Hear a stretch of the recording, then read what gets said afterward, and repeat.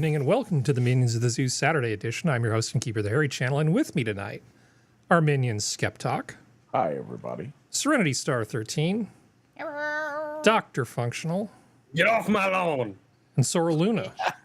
Hello. Well, let me loop back to the beginning. This is usually where we unburden ourselves with things we wish to share that have happened in the last week. So what about you, Skep? Well, I lost my ambition to really go out and find an interesting bunch of tomatoes. So we planted some good old reliable tomatoes, but that's the last crop to go in. And we have heads up on every crop we've planted so far, except for the ones that we planted just in the last week or so. So got, which ones did you plant, just out of curiosity? Snow peas. Well, I mean tomatoes. Oh, jeez. Because I know Serenity's a big fan of Mortgage Lifter, I believe. Yeah, Yep. these are not They're not interesting to tomato fanciers. I'm a little bit of a tomato fancier. These are like Ace, a clone of a Better Boy, but it's one of the Better Boy descendants. It's a Better Boy fork. Think of it that way. And just because we wanted to have some decent, because they grow with real thin skins here. Oh, good. If you grow them in the garden, they grow real thin skins. And a Better Boy has a lot of meat in it if you can keep the skin down. The Best Boys, of course, are just too goddamn big. They split. Can't. But the Better Boys are about as big a tomato as we can grow. And if you can grow them with a thin skin, which we can, that's a good tomato. That's a great tomato. That's like the best tomato ever on a hamburger. Have you? I know, a stupid Better Boy, but really, truly. Yeah. Have you? Were you ever? Have you ever been to Europe when they do their? We have so many tomatoes, we're just going to throw them at each other for a day festivals. Oh, in Spain, yeah, Yeah. Absolutely. I have seen that festival when I was a kid. Wow. We used to do that here in Toronto in the Spanish quarter of Toronto. Nice. I wanted to go down there and join them. My dad was like, absolutely not. They get a little rowdy in Spain. Yeah. You'll put your eye out. Yeah.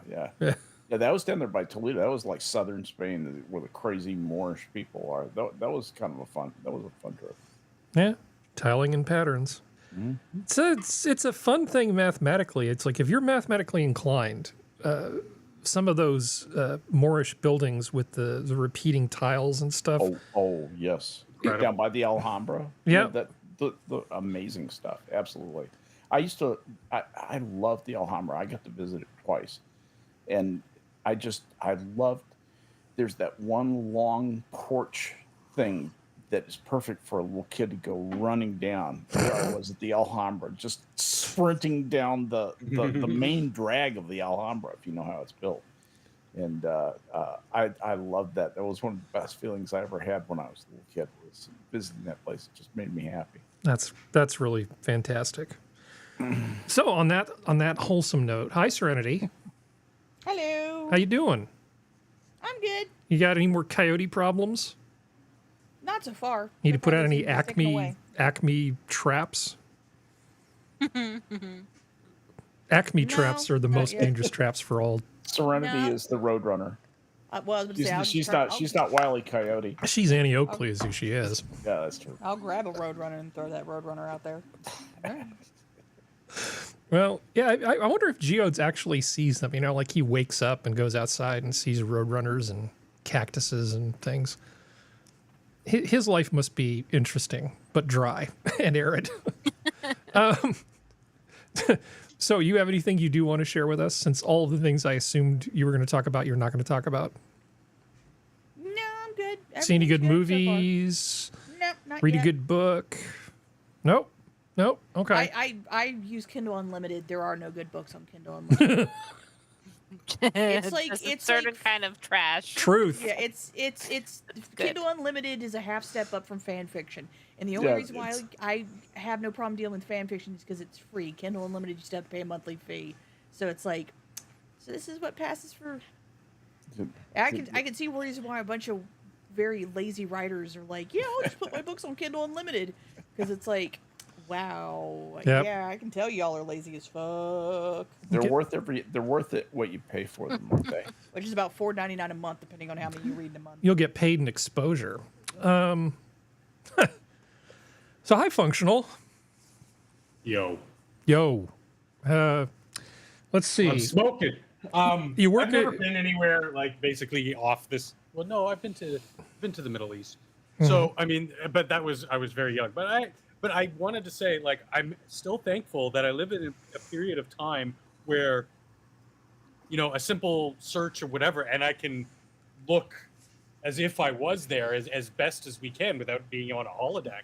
To be able to see some of these wonders of the world and these places and the old world and all that stuff, because it's truly fantastic. It's such a and given the gift of an inquiring mind to want to look at that stuff. I mean, truthfully, too many people I noticed just use the internet for two things. The two most popular things are bitching and cat videos. And while cat videos are incredibly adorable and I can't get enough of them, there's so much more out there. Get to it. Porn. Nyan This Cat. was for porn. Nyan cat porn. Yeah. No, The I mean, internet is for porn. well, okay. Porn. And I know I've said this, so I'm going to give you the short version. But I mean, originally it was about the Ruskies and surviving the Cold War. That was what the internet was about. It was like, we need a survivable network that will let us communicate in case the Ruskies do something bad. Okay. Yeah. That was the beginning of the beginning of the beginning. And then it turned into a military industrial complex thing. But in terms of consumer stuff, it was evolved. all porn. It was all Oh, yeah. porn. There was this, I cannot remember the name of the company, but they had a bunch No, of. it was not all porn. There were chat rooms dedicated to Star Trek. No. I'm talking about the stuff that made the internet like the ubiquitous thing that it is. There was this I know. company in it was in Washington State, and they had a bunch of SGI equipment, not Altaces. I forget, it's like SGI Origins basically, and they had this farm of SGI servers just handing out porn.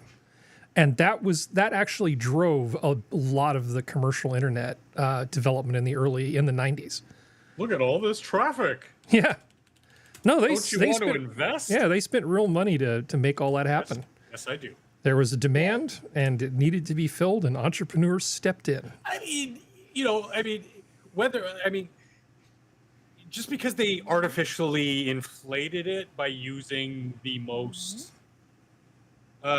easily disseminated way to drive traffic. I mean, I don't fault them for it. No. I did. My statement not is saying you are, I'm no. just My saying I statement is completely value neutral. What I'm trying to say is that businesses selling internet services to individuals became a thing and was largely driven. If you look at the volume of the traffic, not the number of people in chat rooms talking about, alt.sexty.ball.captains, and then people would argue whether it was Captain Stubing or Captain Picard.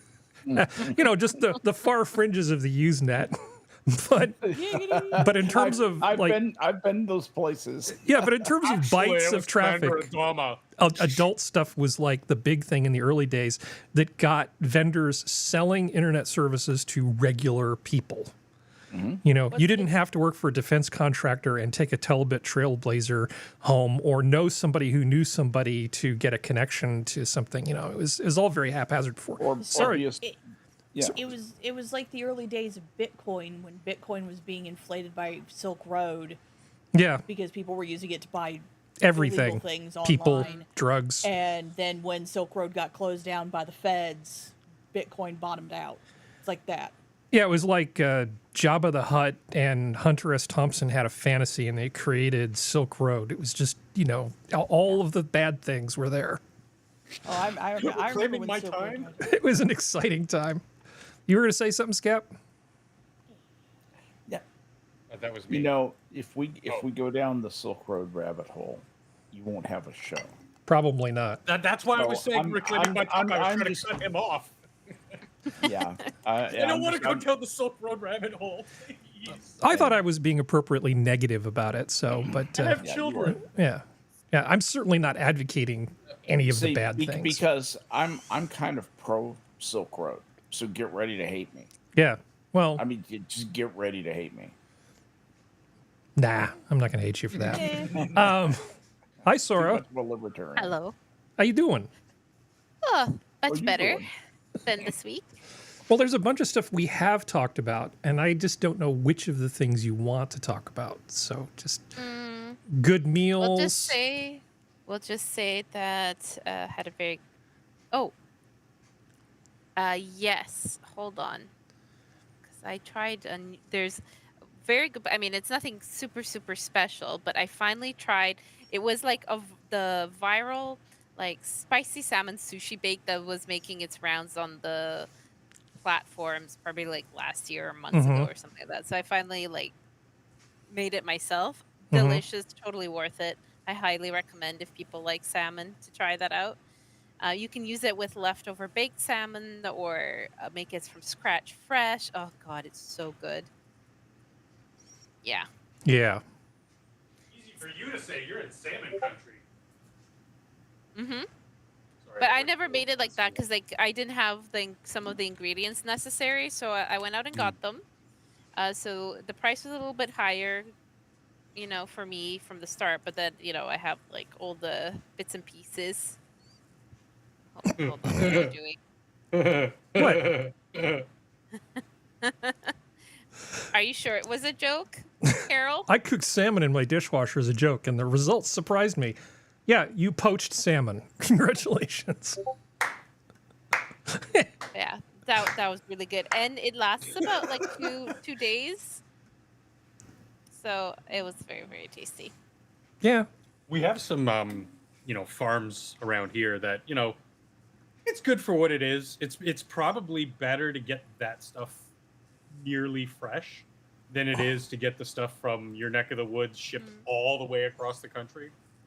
I don't know. I haven't done a taste test. Maybe I should. I just got today, well, I mean, a couple days ago, I signed up for a flash sale, and I got fresh ahi tuna belly, local. Oh. And I just had it Oh. delivered. I just had it delivered today. Basically, it was here when I got home, and I checked the temperature. It was at a lovely 34 to 35 degrees, perfect. And that's actually going to be dinner tomorrow. Yeah. Very nice. Yeah. How Well, long was it at that temperature? well, it was. I don't really want to say exactly where it was shipped from, but it's relatively local, and it was shipped yesterday. So I it can arrived to imagine where me it was shipped from. one day. I imagine I know where it was shipped from. Yeah, it was. But yeah, so I have these these 3 1 pound packages of stuff. I know I'm not going to eat a whole pound of it, but I'm going to have that tomorrow, basically like a tuna donburi with that sort of stuff. And then I've got two. I could eat a pound of. Yeah, and I've got two other pounds of it that I basically put in the freezer for That's later. amazing. It's outstanding. There's a You don't want to keep this stuff unfrozen no.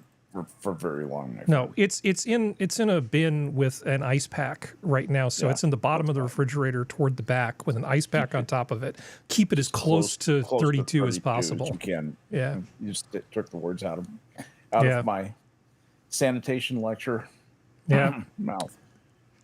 Well, actually, I'm going to try to be a little more spontaneous and just sort of pick and choose things rather than control the flow so much. But while we're talking about it, I was really curious because in terms of the food safety thing, you know, I lost my amateur status a long time ago, but I've never quite understood why you could go to a restaurant where they're worried about liability and then they would give you tuna and sear it on the outside and it's clearly raw in the middle. You know, nothing is killing any of that stuff. But here's the thing about. Let me just tell you about pathogens and meat. On most kinds of meat, in fact, I think it's all but ground beef. Ground meat is a different case. It has to be treated differently. The pathogens are mostly on the outside. The inside of the meat is relatively clean. I mean, you know, sure, there might be pathogens that the fish had, parasites, things like that. Nothing new. But it's nothing new. It's nothing new to your, you know, immune system. You'll handle most of that stuff quite well. But it's the stuff on the outside. It's those big, fucking aerobic bacillus, fucking monsters, streptococci too, the little round bacteria, little tiny round bacteria too. Those are the nasty pathogens that grow on the outside that you got to be look out And for. as soon as you grind meat, all bets are off because you're just mixing everything up. And when that happens, you make all that stuff 180 degrees for 3 minutes. Yeah. So I'm going to say something so now Serenity can say giggity. I like to grind my own meat. But anyway, Oh boy. so the question of why tuna is the only fish you should prepare raw at home. And by the way, I'm not giving you advice. If you decide to do this and you get some pathogen that destroys your liver and you die, don't sue me, okay? Don't sue the minions, don't sue anybody else. But when I was researching this, like, okay, so what the hell's going on here? I was really surprised because I knew there had to be some dimension of this that I hadn't figured out. And it turns out that the only fish in the U.S. that you can sell raw for consumption is tuna. It's the only one that's actually exempted because apparently it is actually fairly resistant to a lot of the pathogens and other things that will potentially kill you. Is it really? Yeah. I didn't know Yeah. that. Well, nobody wants to say this, right? Because nobody wants the liability. So if you go to most sites, they'll just say, yes, it has to be frozen 10 degrees below, for this many hours. Otherwise, you shouldn't touch it. But I dug deep and was able to find some references. Legally in the U.S., you can actually sell sashimi grade tuna without it being frozen first. All other sashimi grade fish has to be flash frozen. And if you're dealing with freshwater fish, it has to be thoroughly cooked. Do not eat freshwater fish frozen or otherwise God, no. without cooking it completely. You actually had me at do not eat freshwater fish. The only freshwater fish I might eat is some of the western salmon. So would you do me a favor, Skep? Would you be our greeter tonight and greet some of certainly. the people in the chat? Because you do it way better than I do. I was doing that earlier and just hanging out in chat, saying hello to many of our friends who have dropped by this evening, like Cardboard Archives and Green Badger. Let's see who else came. K-Shul is here. Johnny Hellcat is here. Spittle Buggies. Yeah, Spittlebuggy is here, and Hello. Assassin. Oh, Assassin's here. How you doing, bud? It's nice to see. And Johnny Hellcat. Yes, and nice to see But the how show could you move participants. into live chats? The show participants participating heavily in chat this evening, and I am here for it. I like it. I like you. that kind of stuff. Thank you I'm all. focusing on technical excellence. So anyway, welcome one and all.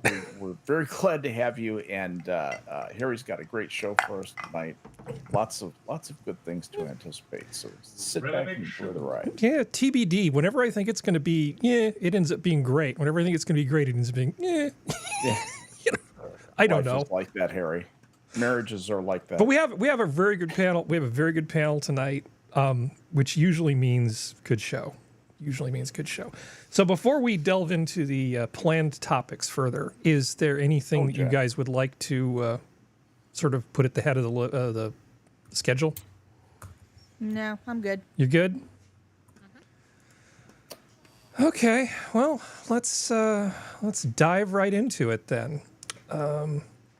Automakers tracking drivers, sharing data with car insurance companies. So, all that data that your car collects in the computer, all the performance data about acceleration and braking and distance travel, all that stuff. Turns out some car makers are making money on both ends. Not only are they selling you the product, but they're claiming that they own the data, and then they're selling the data about what you do into public databases that things like your insurance company can access and then charge you more money. Data or data? Fully Tock. data. Do you have an expectation of privacy when you do an utterly public act like drive a car? And the answer, I think, is no. You have no reasonable expectation of privacy. It's utterly impractical. Society could not function if you did. So you don't. That's the way the law works. It's kind of a shitty thing, but that's the way that's what will turn that, I think. Well, the data that your car collects, it's your car. You bought it outright. And So this is the debate that people like Rossman and other people get in EFF. Who owns the data that is generated by your car and your driving? I honestly Does it matter who collects it? What about a camera that collects you passing by the same intersection over and over? Who owns that data? Do you own that data? I think that's whataboutery. Honestly, I think that it distracts from the main point that you bought and paid for a product. Yep. And then the company that sold it to you is surveilling you and selling information about your behavior using the product that you purchased for financial gain. And if anything, do you this own should the apparatus? Do you own the apparatus in the car? you do. The apparatus do? in the car is owned, the Oh, ODB2 then they can't, connector. no, then they can't touch it. Then they can't touch it. But they do. They Well, will they claim, can't. much like with John Deere, when they say you can't service your own tractor because we basically are giving you just a license to use, the computer type stuff. We're able to look at the data that your tractor collects. The same thing with cars. Automakers should have absolutely, in my opinion, should not be using your equipment to, unbeknownst to you, sell information about what you do. They don't give GPS If you location. own- They if don't you- give if you GPS own- location, just accelerometer data and that sort of thing. So hard braking, the style of driving that you engage in, right? That information can be sold to your insurance company. That's what we're talking about here. And it's just none of the car makers' damn business, in my opinion. The thing of it is, the insurance company who uses that and makes a case based on that is going to get their ass sued hard, because there's two sides to that argument too. Yeah. So you didn't have the GPS data, so you don't know where these driving behaviors were happening, and you don't have anything to spread against that. There's no way to measure any of that stuff. No, that I don't think. I think this might be much ado about nothing. Oh, it's already occurred. There's a statement in the article that states, Times highlighted the case of Ken Dahl, the driver of a leased Chevrolet Volt, who learned he and his wife's driving habits were tracked when an insurance agent told him in 2022 that his Lexus Nexus report was a factor behind his insurance premium jumping 21%. Yeah. Looks like you've been having a little too much fun in your Chevy Bolt, said, not a phrase you'd ever hear anybody expect anybody to hear, It's not like it's a Tesla Model S Plaid, Elon, what it's not, I don't know what, it's a Chevy Bolt. It's the basic, this is the basic model that is good, I right? understand why the insurance company wants that data. I understand why they do too. But they can't have it. They can't have it because that comes from something you own, and you do have an expectation of privacy, and it's a very well protected expectation of privacy on something. This is like a lady's handbag. A lady has an expectation of privacy on the inside of her handbag. Yep. Yeah, there's Well, no no one's GPS taken- in the ODBC thing, but it does know about your velocity, and it does know about, your braking and your acceleration and your cornering. You're All of not that allowed to information know is about there. her makeup and her compact and her little ladies gun. Yeah, we're on the same page. Sorry, Serenity, what were you going to say? Well, it's one of those things, like, no one's bringing a lawsuit. The only one who's done anything is a representative from Massachusetts who is sent letters to 14 automakers urging them to implement stronger privacy policies. That's it. And that was last month. And he's asked the FTC to investigate, but that's it. No lawsuits, no nothing. Now, I did put a link in chat. You can, if you have your car's VIN number, you can go to that link and see if you're being tracked. Oh, outstanding. That's cool. So Cool. you at least can see. I feel So like it's I feel like I have to do that thing now. Okay. My mother wonders why I don't want to sell my my 2009 Honda Fit. The reason why. Yeah. I may not have all of OBS figured out yet, but at least I got that working. Okay, so we're all of one opinion on this. I think this is sleazy as hell. If somebody is going to sell if somebody's giving you something for free, you really don't have room to complain about most of this sort of stuff. But if you bought and paid for the car, with your own money, even if it's a lease, honestly, you you have the right of peaceful enjoyment, much like if you rent a house. There are rules about what landlords can and can't do. Even under a lease situation, this is completely unacceptable. And this would be an easy way to score some points for a politician who is willing to take this on. Like I said, there's only one who's listed as doing anything. It's Ed Markey from Massachusetts, and that's it. Not enough people know about this yet. In a lease situation, you could, if they chose to put the verbiage in, explicitly sign your right away to privacy on the fruits of that box. Here's the thing: is that it's much like the Apple.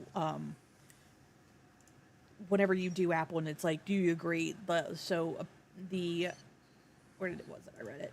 It's basically it's in the agreement that some of these people are signing.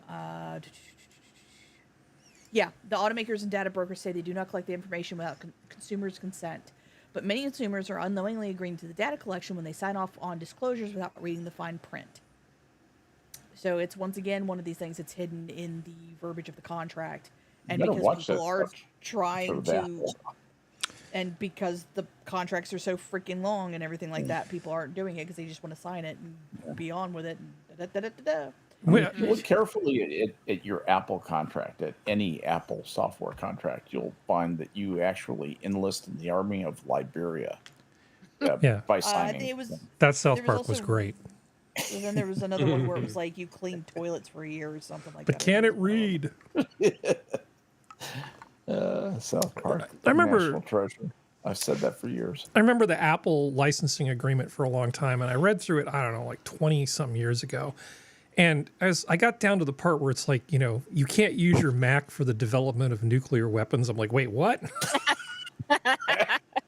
Because we're like can peace, or can't, because we're like into peace and stuff, man. I mean, we're basically overgrown hippies with soldering irons, so you can't use this to make nuclear weapons, man. Now Apple has like a factory in California that makes domestically versions of Mac products that they sell to the U.S. government. Yeah. So they can develop. Oh, yes, we can. Under those. Yep. Yeah.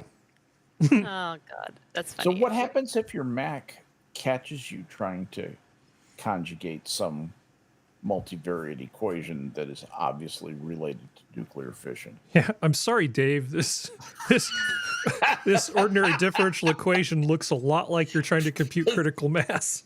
Right. Oopsie. The form of your differential equation is unacceptable. Yeah. All right. Well, let's see. Next thing, which is actually the thing that was in the thumbnail. Why the AP retracted the first official photo of the Princess of Wales since her abdominal surgery.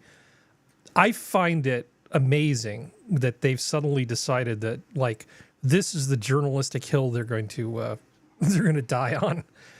After the surgery, she took a family photo, which has since been, retracted. They say this, photo kill, right? And it's like, no, this doesn't meet our journalistic standards because one of the kids has some derpy fingers. I mean, it's obviously been run through an AI filter, but that doesn't mean that it's a complete fabrication made with AI. It just means that she used some kind of AI-enabled filter to try to, or somebody, to clean up the photo a little bit.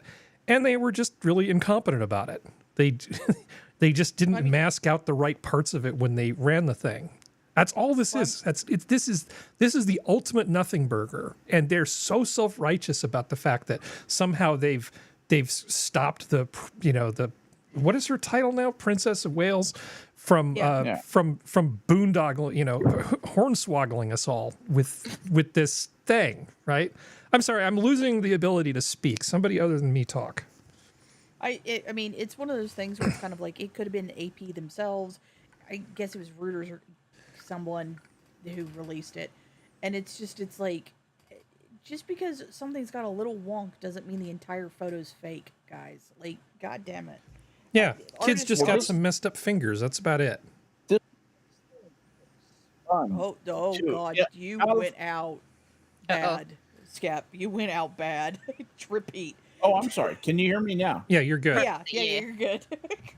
So this thing went out of control like crazy. Suddenly, William had a mistress, and she's Yes. pregnant Oh, with his she's- love child, and she's going to keep it. That had never really come out that much in the you knew that they screwed around and all that kind of stuff. Well, The interesting people alive that I can the- see how a fella could wander. the rumor actually is that the woman who's been his mistress on and off for years, her only child that her husband thought was his is not his, it's William's, and she's almost the same age as the youngest that he and Kate Middleton.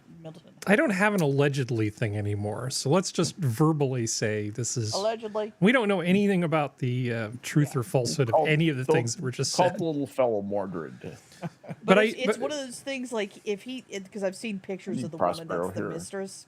to It's like- appreciate my bastard jokes. But it's one of those, it's like when you see the pictures of the mistress, it's just kind of like, it's kind of like, God, if it's true, it's like, God, you're your father's son. Like, Jesus Christ, you are one of the most powerful people in the world, and that's what you F? Well, at least it's not Really? Hugh Grant and Divine Brown again. God, let's not even. At least that was like. I that can't was a- stop. I can't stop thinking about that even now. Yeah, I it's just go, like- what? It's like there's beautiful women who will jump your poontang as the drop of a hat, and that bony little thing is what you go after. She's bonier than Kate Middleton is. Like, it's like, what is with that males in that family? Do you have no taste, Oh my gosh, or are you this stupid? is Divine Brown. Yes. That Or both? this is not a pretty person. This is not a No, beautiful she's person. not. This is the reason She's- why I don't understand. She's the sort of person my mother would have said, I bet she has a very nice personality. She has those God, I hope bee-kissed she lips. does. Yeah. But it's still one of those things where it's kind of like, there's never been proof of the affair. I would like to think he's not as stupid as his father, but God knows what. As long as he's not so stupid as making the tampon comment, we'll be fine. But it's like, what the F is with the men in that family? Like, Go. do what your father did. Your father at least went after beautiful ballerinas behind Elizabeth's back. Like, what? Why do you have terrible taste? Oh, I think I know what the next topic is we're going to talk about. I've got a beautiful segue Sorry, planned. I'm like, I don't agree with cheating, but at the same time, if you're gonna cheat, trade up. Like, fuck. Like, that's my stance. Like, why go through all but that crap if you ain't gonna trade up? he may feel That's like he was- Divine Brown. Somebody was asking for a visual aid. Yeah. Yeah, he was hooked up with Elizabeth Hurley. Yeah. I mean, I don't really Elizabeth need to say Who any was more about Elizabeth Hurley. And he had a little he was caught in flagrante delicto. No, that's not, oral stuff doesn't count in that, does it? I forget. But anyway, he was basically getting a Hummer from a $50 hooker named Divine Brown. Honey, that ain't 50. Okay, That whatever. was Hollywood back in the 90s. That was 20. 20. $20 hooker named And Divine something's Brown. Something's That me? talking. That's me. Okay, that's yeah. Good. Maybe on your side. It's not coming through here. But it's just one of those things where it's kind of like, William, honey, goddamn, don't be like No your bark. dad. Just wealthy Englishmen in Jesus. general. Just, tone it down a Stop little it. bit. Just stop it.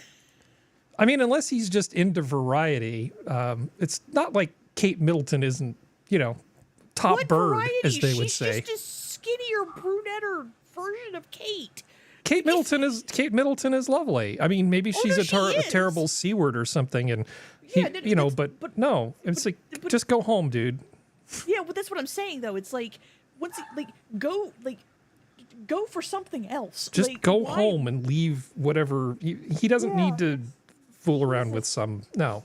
Or God, but be more delicate like your father, like your grandfather was.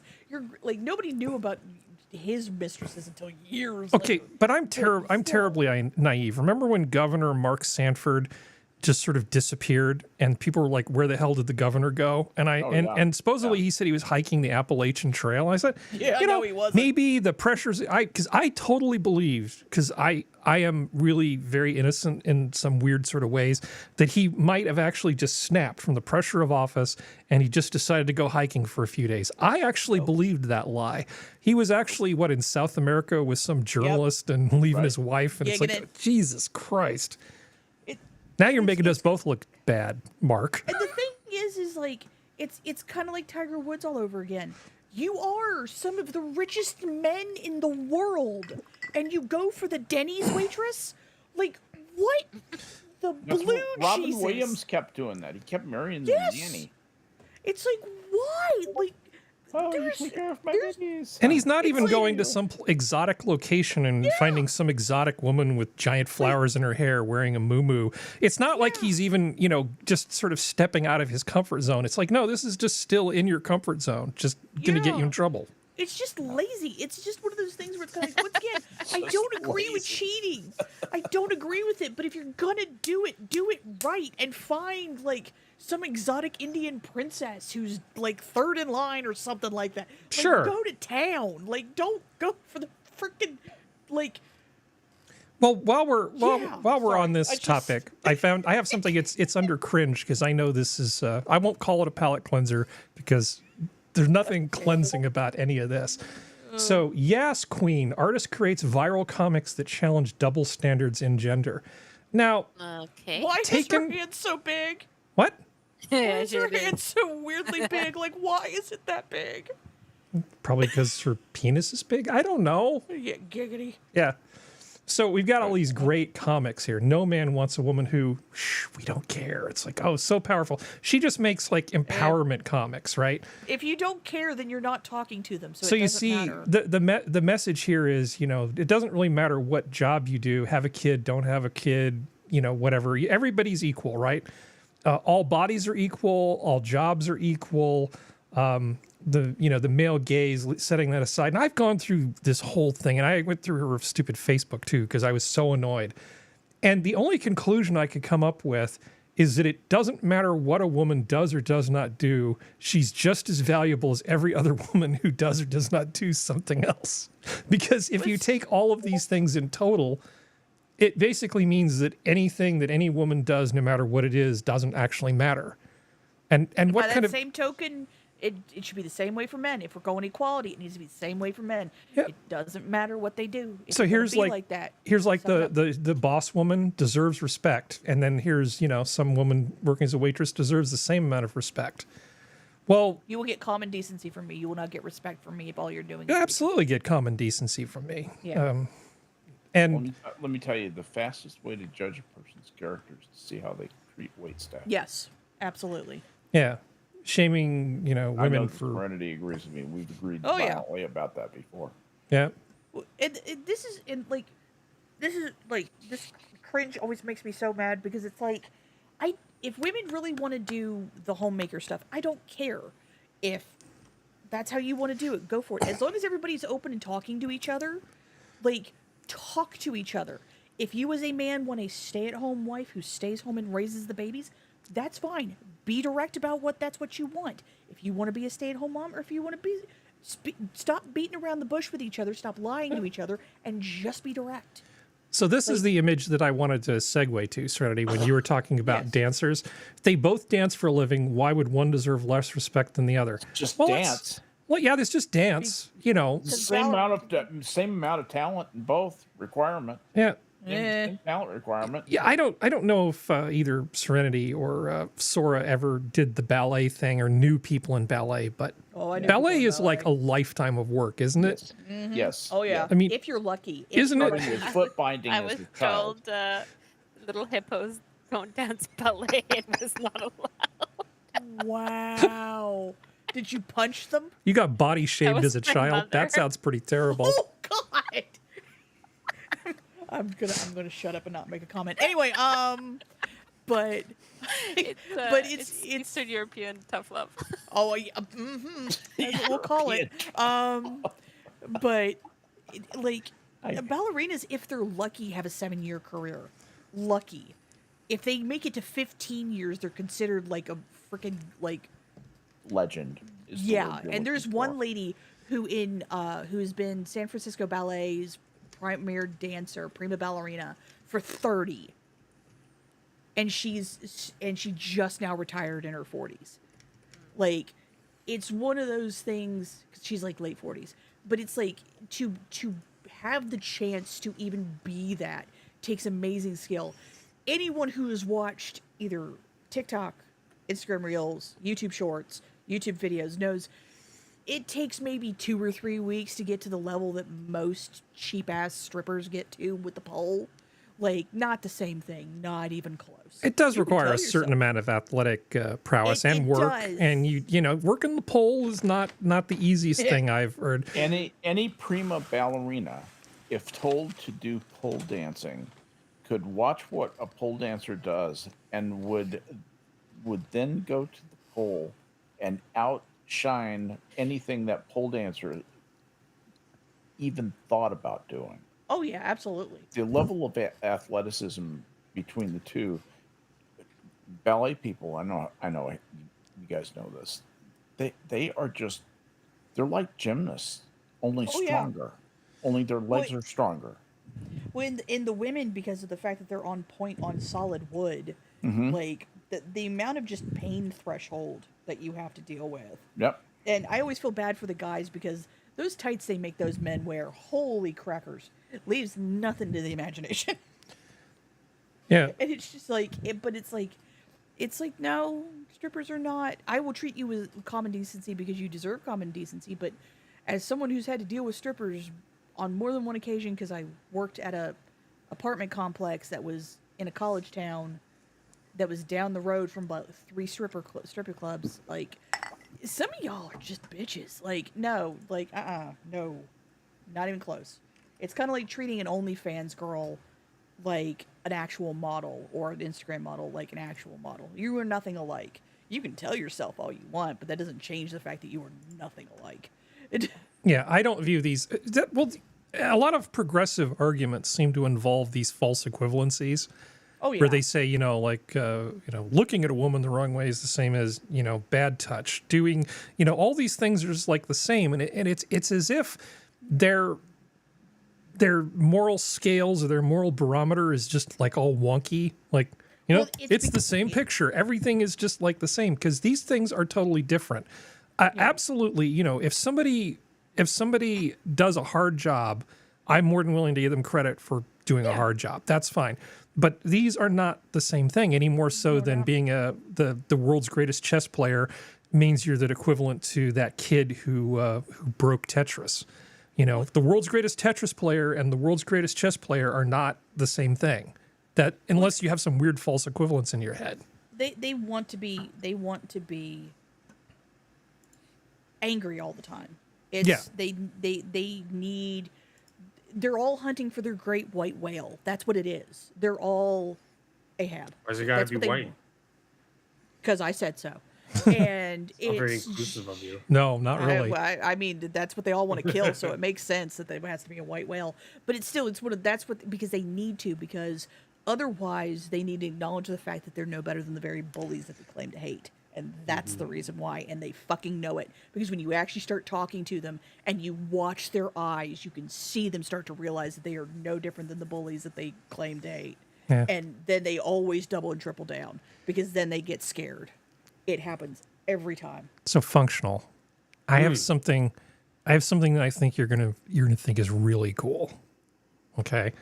I'm confident that I think you're going to think this is cool, unless you just hate drones. Okay, in which case you're going to think this is absolutely terrible. But this, let me just kill the audio here, is essentially a big long advertisement from Red Bull. Okay, what they did is they built the world's fastest camera drone and used it to photograph a Formula One car. Okay, this is just the most insane video because they start out just doing like a drag race between, you know, like a fast drone and a Formula One car. This is pointless. So this is sort of like proof of concept that they can actually do this sort of thing, right?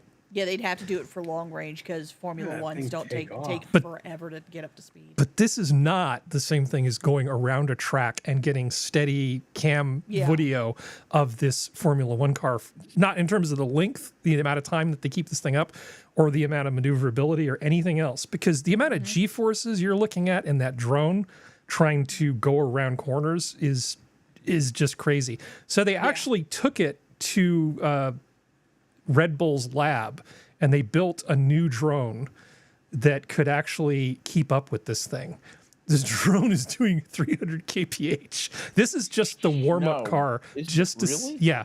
This is I a hope they drone. took Dramamine beforehand. Yeah. Now this isn't Wait, even. is This isn't the fast car, Skep. This is the old car that they're using just to kind of get it dialed in. That's the old test car.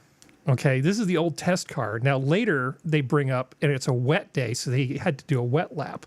Look at them following. This is them following the new car that's like the new ass-kicking Red Bull car. Yeah. And they're going to come back and do a dry lap, but they're following it with a drone for the entire lap of the track. This is a great really video. cool. This is a great video. I'm going to put the know link he- in the chat for Flashers people. on? I'm sorry? Does he know he has his flashers? Yeah. Go around. Okay. I think this is actually pretty damn cool. Yeah, we pretty put damn the cool link- video. Yep. I put it in the show chat. Oh, and then okay. Well, so everybody can look at it. Hopefully after we get done here. But I think this is some great technology. They actually This is took it to the Red Bull Development Center and built this thing. They Why does it look like a vibrator? because it has to be aerodynamic. It's a skybrader. It's working the Yep. slipstreams. Man. Apparently. It's slipping into something. Yeah. Let me see if I can find the. That's definitely very cool. Like, I mean, drones like The anything, tailpipe. Yep. it's just a tool. It's what you do with it. If you're doing cool stuff with it, awesome. If you're just being a jackass with them, You know, though, Yeah. with, I hate with those with electric motors, those really don't react to Eh. G-forces the way that gasoline motors that need fuel lines and fuel under pressure and all that kind of stuff. God, But they can go through the whole process. They can really make these things go fast. Well, this is the fastest camera drone in the world at this point. I totally agree with And that. That's awesome. I just love this so much. it is, I but they can't show wait the whole story of how they put it together That's and what I wanna see, prototyped it, yeah. and That's it's what I actually a wanna pretty see. cool so video. small. It's like the quality of video, the engineering behind like the ability to get it up to speed, but it's so small. You know what I mean? Well, just think about how much fun watching Formula One's going to be with this different view on things. It's 'Cause it's- Formula One. It's still not gonna be that fun. Drones Okay, well and AI this might make Formula One combination. 40% more sexy. Okay. Yeah. This I is mean, I gonna don't make even like Formula One, and I think this is cool. There's too gonna many be a lot rules with more. Formula One. You can't pass it this time, otherwise you lose points. What the fuck Jesus. is the point? You're worse than me, Serenity. I'm sorry. Like I love cars and I love It's a the game. idea of It's not Formula just One. racing. I know, but I like just the racing part. The racing part's the fun part for me. Well, I wanna that's see who why you drives watch better. NASCAR. Okay, well, let's see. That's why I watch the Hillbillies. Okay, let's see. Where should we go next? I think we want to talk about the SpaceX thing. Oh, I mean, since That we're was- talking that about was iterative pretty awesome. development, right? Didn't it that was- crash? Yeah, that was amazing to watch. It was a very successful test flight. They got a lot of stuff tested. Oh, I'm They knew sure. it probably wasn't going to be, 100%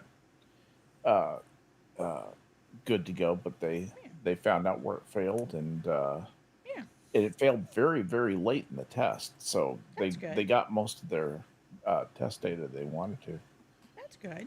There we are. Sorry, one problem with picking and choosing out of 60 possible items is I have to find them. Yeah, so Elon Musk's Starship did a lot better than the previous one. So this is actually how they design things. They don't try to get it right the first time. They basically try to get something out early and fast, find out what doesn't work, improve on it, and then each Iterative iteration, development. each step gets them closer to where they need to be. The first one, you may have recalled, kicked up a bunch of crap that fouled a bunch of the engines, and they didn't even get to first stage separation.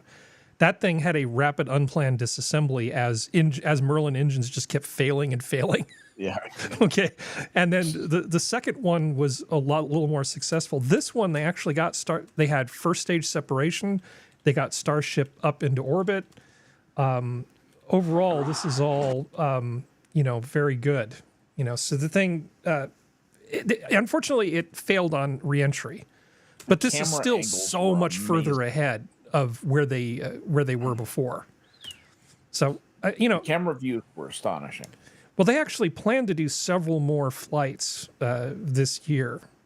The FAA is currently being a little testy about the fact that this thing failed. So they have to actually finish the analysis of all this stuff. But I think the first stage actually did come back and land on this one. It was only the first stage, the top stage, basically, that didn't manage to make it through reentry. Did the first stage come back? I believe so. Yeah. Yeah, that's in this video. That's what they're talking about. And I hadn't been able to find that. Boosters now making its way back, seeing 6 engines ignited on ship. Yeah, booster is now making its way back. Starship on I its way to remember space. hearing that. They lost contact with the booster, and it just says waiting for signal acquisition, and then you don't hear any more about the booster. And I wondered if it actually successfully landed or not. I don't know. I thought that it worked, but I could be wrong. Wouldn't be the first time. But anyway, way better than the first 2 tests. Each test is getting us closer to where we need to be. This is pretty awesome. So this is how engineering is done. And the Red Bull team did the same thing. They kept prototyping, find out what doesn't work, keep improving. Engineering is a discipline as much as a process. It absolutely is. So let's see. Well, let's see. We can just check that one off the list. This was a thing that annoyed me from last week, which I'm carrying over. Which 2024 Oscar-nominated films passed the new Bechdel test for climate change? Oh, F yourself. And I used to read Dykes to Watch Out For. I used to love that cartoon. Alison Bechdel's cartoon. Mm-hmm. I hate that's how she's being remembered, because she's actually pretty talented artist. Yeah, the general idea here being, do the movies proselytize about climate change? If it's a litmus test. If you don't essentially scare everybody just a little in the midst of all your singing, dancing, and fornicating, and then it's not going to pass the new litmus test for climate wokeism. Then Oppenheimer should have covered everything for everybody. Yeah. It should have just bled over to everything. Yeah. Anyway, this is crap. Ignoring this, moving on. I just have it filed under moral panic. Yeah. So this is cool. FCC approves direct-to-smartphone regulatory framework, meaning satellites can use cell phone frequencies to provide service to cell phones on the ground that are outside of cellular service areas. This is actually kind of huge. As long as the satellite doesn't interfere with the basically the cellular coverage areas, imagine you'll be able to, go out into the boonies somewhere and your cell phone will still work by talking to a SpaceX satellite. Which I am all for. Yeah. This is pretty cool. I mean, have you ever been like in the middle of nowhere and you need help and your cell phone has no coverage? I have. Harry. Yes. Oh, yes. No, this is why I don't go there. Yeah, never go anywhere. Sora's Really? like, outside of cell phone coverage, time to turn around. I have literally driven over top of one mountain, gone down the other side, hit the valley, and nothing. Yeah. And I'm not that far from things. No. That being said, I have been in someone's house where I have 0 cell coverage for my network, and except for one tiny little corner if I stand on the couch. Mhm. Must be the lead in the So, paint. it must be something. Yeah. So, never go back there again. That's where you get killed and chopped up in their basement. Oh, let me be purposefully vague here. One of the places where Harry does work is surrounded by over a foot of reinforced concrete. I have no cell coverage in there. and it's like I have to tell imaginary girlfriend, it's like, for me to talk to you, I literally have to pass through 5 doors with biometric security to get a signal. It's like the Get Smart house. It's like the Get Smart house. But I think this is cool. Because I mean, the main question is, how do you keep them from stomping on each other? And the FCC said, yeah, you can do it. Just don't screw up the terrestrial networks because they take precedence. If what you're doing causes the cell phone service areas to start having problems, then you need to, move the antenna and turn down the power, do whatever you need to do. But that's the way the FCC works a lot of times. It's like, yeah, we'll let 2 things happen at once as long as they can get along. And then here's who basically is the primary and who's the secondary in terms of the rights structure. Don't make me come down there. Yeah, it's Right. fine. Yep. All right, let's see. So that's cool. So there was a problem with McDonald's. Apparently, they had a global IT outage. So it's not just the shake machine that doesn't Wow. work at McDonald's. They lost the ability to take people's money in a large part of the world. That's a problem, right, Skep? Yeah, that's so they lost their transaction vendor, I guess. Well, it says Australia got of, completely borked, and it seemed to have it bled over into other countries as well. So it's probably a Aussie-based vendor handling the transaction lag, and just our computer's broke. We're sorry. Yeah. So it says in Australia, internal systems at some restaurants have been offline since 3:10 p.m. local time. Some stores have been forced to close completely, while others are only taking cash orders, according to a report from Don't Care. This is what you call a bad day for McDonald's IT department. The DBA thought he could just delete this one rule and it would be just fine. Australia isn't real. It's upside down land. That's why everything didn't work right. It was probably one of the drop bears that took out one of the data lines. That's a thing, right? Drop bears taking out data lines. Sure. Yeah. Well, it's An Oompa Loompa or the a sharks. Snozwanger or It's the Vermicious sharks Snid. that are biting their internet connection through the water. Yeah, actually, Connects them they to use mainland. they use garden hose to move the bits from bit bucket to bit bucket. Nice. It's a series of tubes, or so I've been told. Yes. Texas officials warn schools to close ahead of solar eclipse. Now, any of you who've been listening to this show with me hosting for a while knows about my grievance with 6th grade science camp, where I turned into the contrarian that I am today, because I went to science camp and then they locked us in the cabins rather than let us look at the eclipse. Right. I think that might be the earliest I was ever apoplectic about something. It's like, what do you mean? This is science camp. This is an event that you hardly ever see. Why aren't we going out with equipment and watching the eclipse? No, it's not safe. Somebody might look at it. It's not total. So, and even if it was, they still wouldn't let you out. I guess one of the concerns is that so many people are going to flock into some of these areas, Skep, that literally the infrastructure is not going to be able to handle it. So they're telling some people, make sure you fuel your car ahead of time, have plenty of water, toilet paper, dogs and cats living together. The whole thing. Yeah, mass hysteria. I'll just tell you one thing, that the services around here are stretched. Do you know that Fort Worth, Texas is larger than Detroit? Do you know why? Because of the open border. Because Fort Worth is one of the big places they settle, all between Fort Worth and Abilene.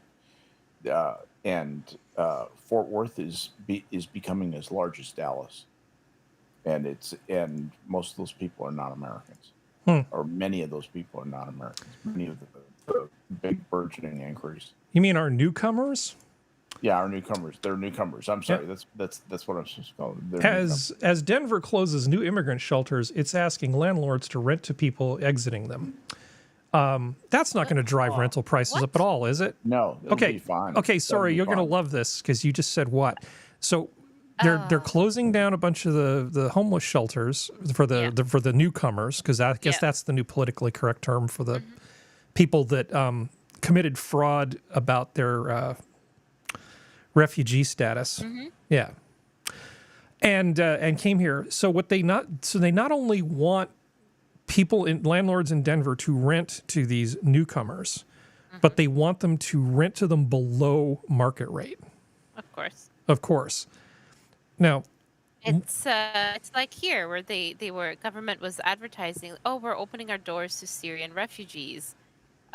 Speaking of which, if you have extra rooms in your homes, you should consider opening your doors to these refugees that we are bringing into the province. Yeah, I didn't cover this one, but wasn't it Toronto that was claiming that the best thing to do in terms of crime and stuff is just leave your car keys near your front door so they can... Don't put it in a Faraday cage. Just leave it by the front door because that's why people are breaking in. They're not trying to steal your stuff. They're just looking for the key fob. Yeah.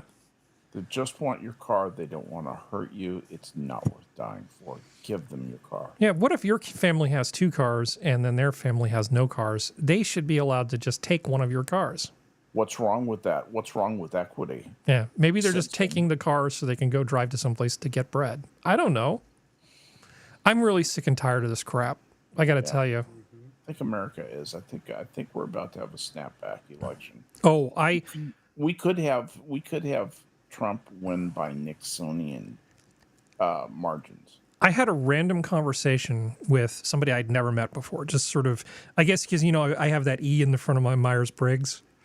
I just struck up a conversation with somebody for no good reason because I could, and it was this tiny Hispanic woman, probably about 35 or so, right? And she was there with her daughter, and I was just being polite, making conversation, and somehow she said, "Oh yeah, we're going to go to San Francisco," and then she kind of rolled her eyes and suddenly started ranting about how much she hates Gavin Newsom. I'm like, what is happening?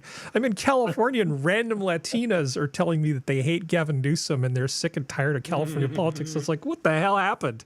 I did not expect that in Silicon Valley. That was not the exchange I was expecting. One of the things the Democrats are really going to have to be heads up for. They always have just enough votes that come in from mysterious mail-in places right at the last moment and turn elections around.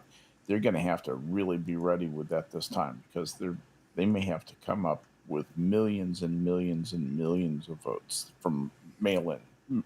Obviously, all legitimate, people. Well, there's also the fact of a lot of the migrant population who is coming here, how do I say this nicely?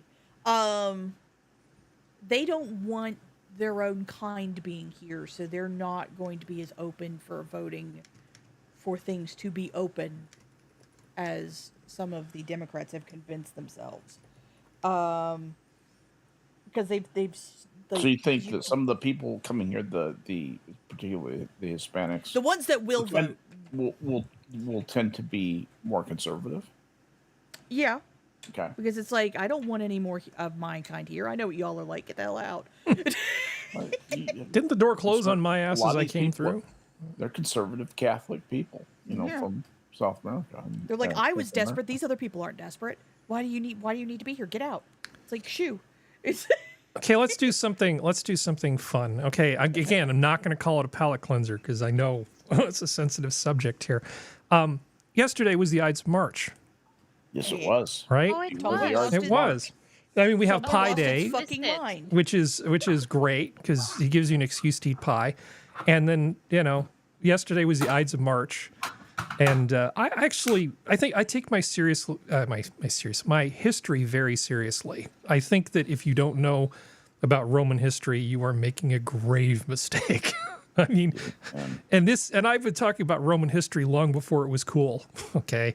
I think it's incredibly important, but you're a Star Trek fan, functional, right? I know you're not a big... That's a filthy lie. You're not a TOS fan that much, but I've talked about this, but I don't think I've ever shown it to you. And I don't want to show... things that are dated. I mean, I can look at TNG too and be like, Okay. What I'm going to give you is the intersection of Star Trek and the Ides of March. And I don't think I've shown this to you guys before, but I've talked about it. But here it is. Let's just do this thing. No Tears for Caesar video by William Shatner. Nice. I'll go forward a little bit. Friends, Romans, countrymen, lend me your ears. I come to bury Caesar, not to praise him. No tears, tears. I love William Shatner. The evil that men do lives after them. The good is often interred with their bones. So let it be with Caesar. The noble Brutus have told you Caesar was ambitious. If it were so, it was a grievous fault, and grievously had Caesar answered it. Here under leave of Brutus and the rest. It's from a Brutus movie is called honorable Free man. Enterprise, So are by they the all. way. All honorable men. Honorable men. Honorable men. I love this so much, and I actually go back and watch this like every Ides of March. That's wonderful. It's pretty good. I'm going to put the link in the chat for anybody who wants to check it out. It's very good. I like it. It's a pretty good movie, by the way, and because it's really about two geeks who hit age 30, and then they start trying to kind of cope with the fact that they're grown-up versions of their childish selves.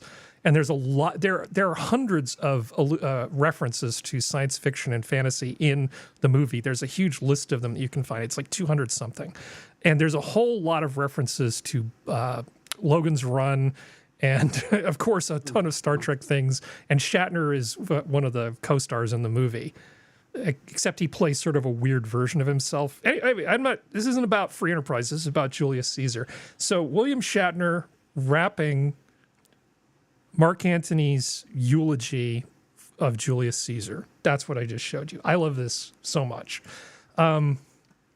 Anyway, back to annoying things.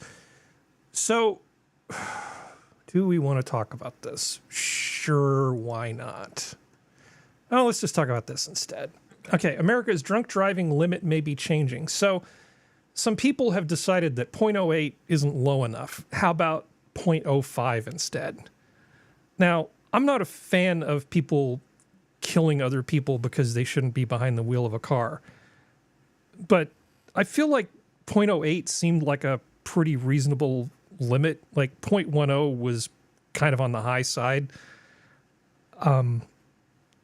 This just feels like, you know, the slippery slope. It's like, well, we haven't done anything in a while to bring this issue to people's attention, so maybe we should just make it 0.05. Needless government regulation. Just stop trying to make the world perfect. 0.8 works. Law enforcement is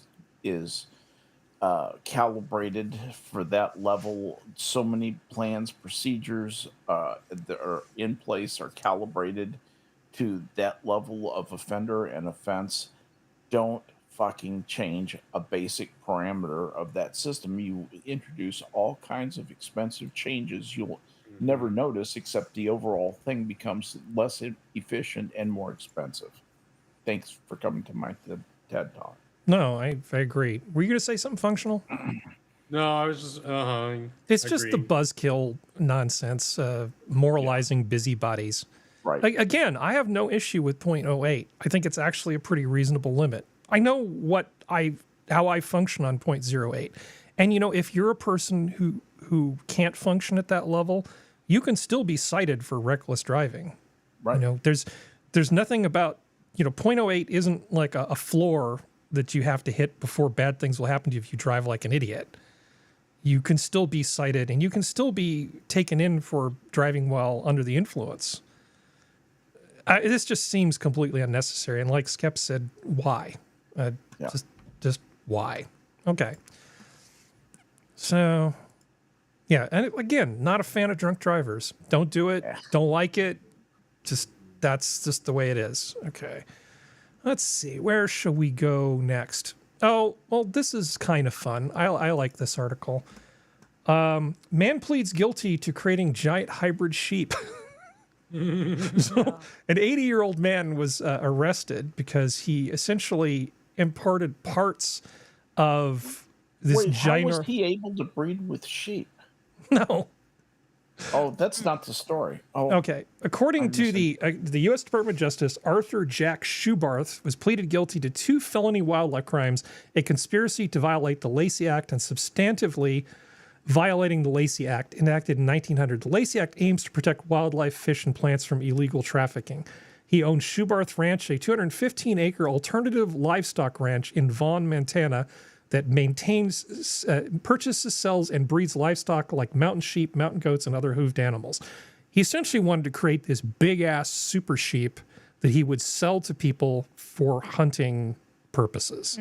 You know, for these places where you basically pay money and then you go onto private land and you go hunting. The private game resorts, yeah. Yeah. So court documents say he conspired with at least 5 others between 2013 and 2021 to create a larger hybrid species of sheep that would garner higher prices. He bought parts from the largest sheep in the world, Marco Polo Argali sheep from Kyrgyzstan. That's right. Okay. To the U.S. without declaring importation.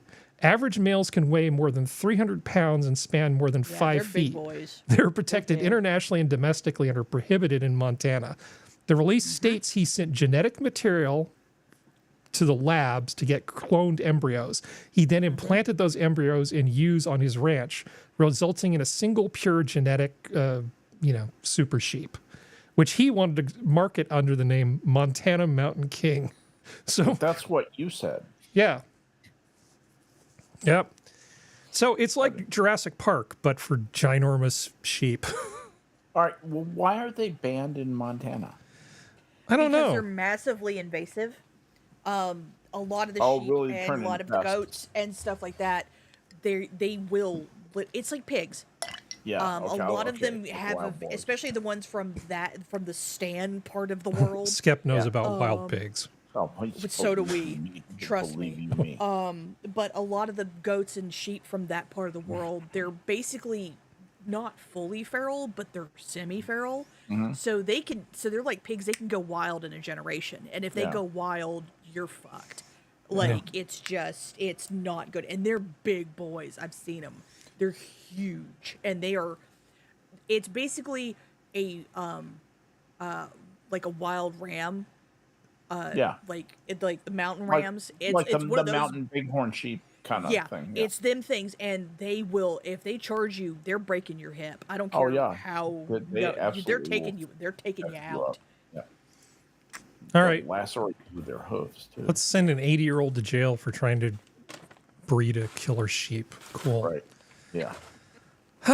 So I think Yes. we probably talked about this before. I remember that there's a $20 an hour minimum wage thing for fast food workers in California. So fucking Yeah. stupid. But it turned out that a good friend of Gavin Newsom's is the guy who runs Panera, where you buy your shitty bread bowl soup things. Or a contributor to And some campaign. there was a little loophole in the $20 law that said if you bake bread on premise and sell it as a standalone item, you're not covered by this fast food thing.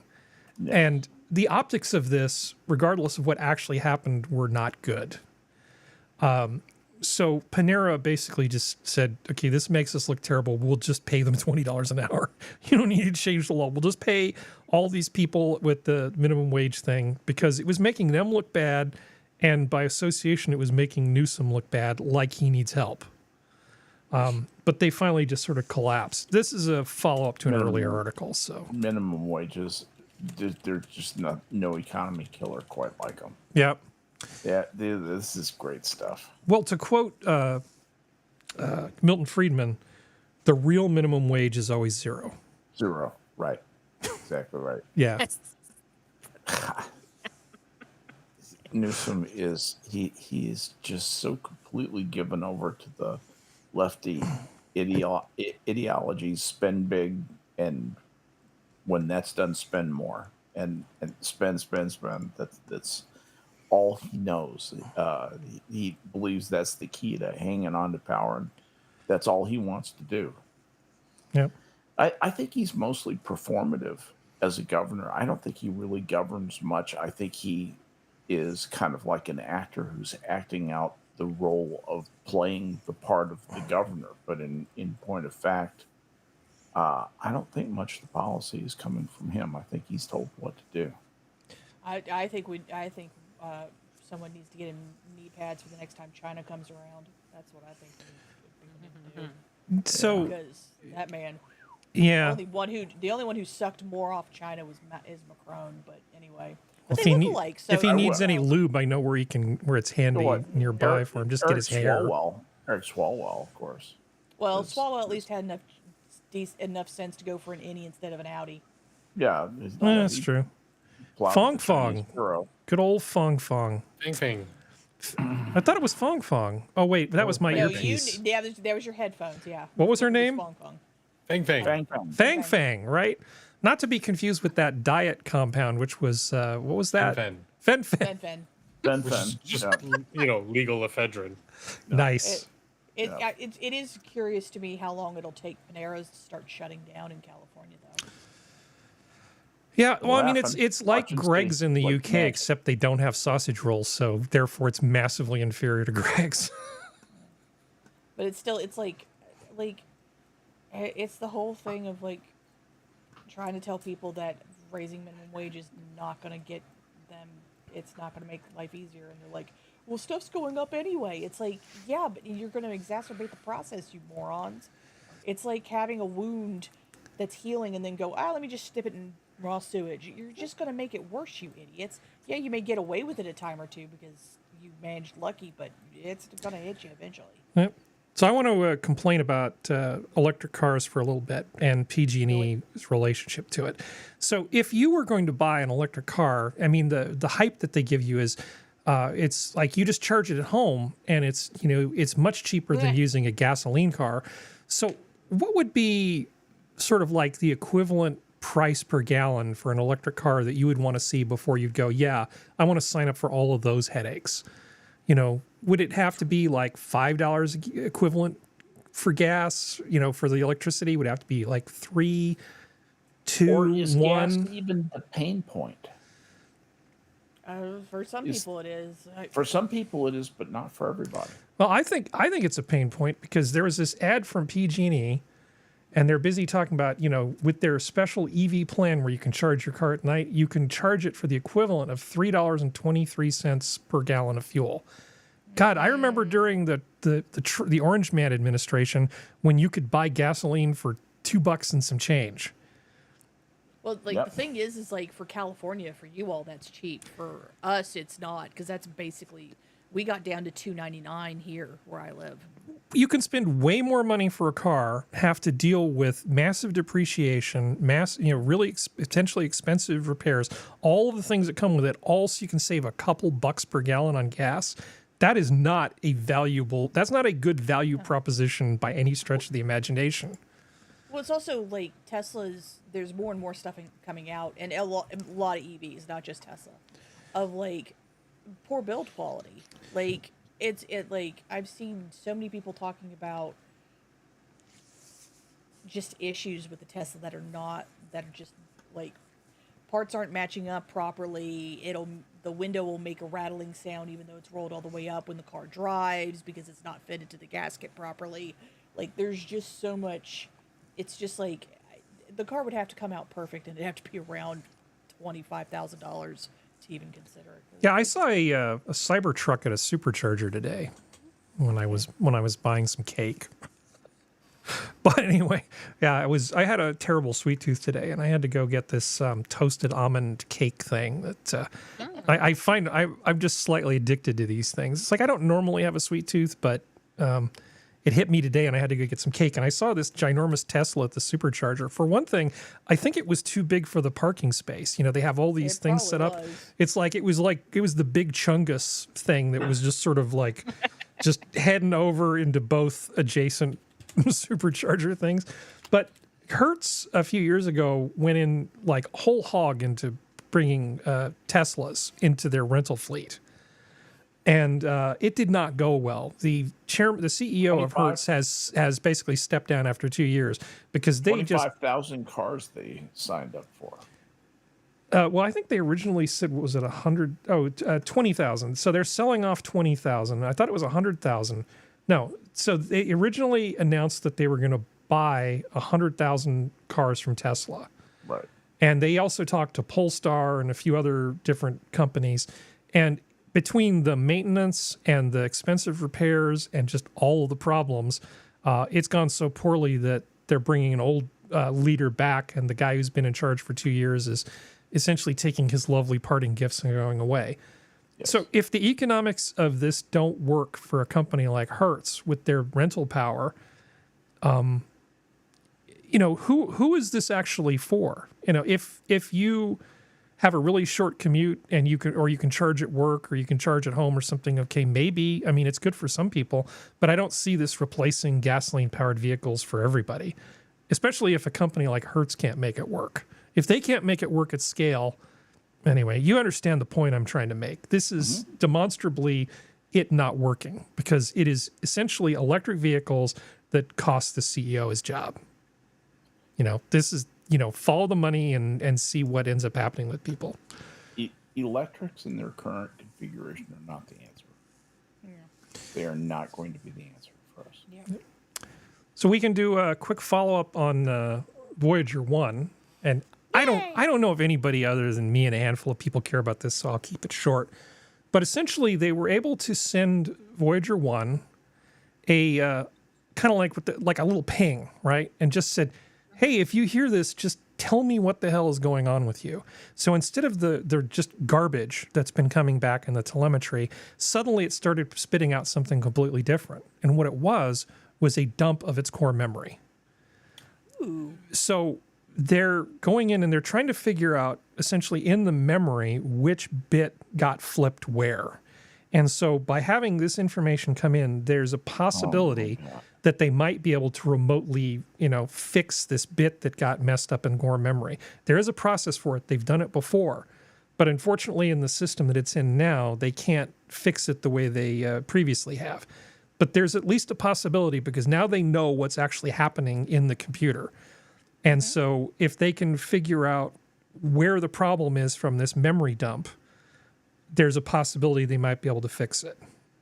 Yay. So that's the update from NASA.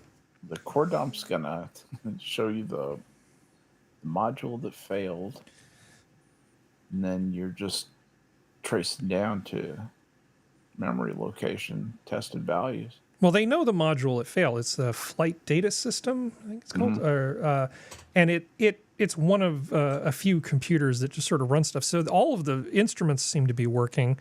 It's just that the data can't make its way back to Earth, or when it does, it gets completely scrambled. So, but if they can figure out from this dump of memory where the hardware problem is, they actually can force that memory cell to sort of reset, and they should be able to repair the code. But it is not going to be easy, and it's only exacerbated by the fact that, it's tens of light, it's a long damn way away. Okay. You don't get to set up a debugging loop and a throws and catches and find out where your error is. You send signals on Friday afternoon. You have the answers waiting for you on Monday when you come in. That's what we're dealing with. It's that kind of delay. But but Voyager's a good little satellite. Yeah, well, I don't know. I'm kind of emotionally attached to this satellite.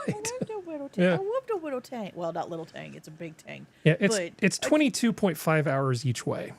Yeah, but so it's still busting its little butt. Like, what was it? What was it? When was it launched? Like in the 70s? Yeah. Late 70s.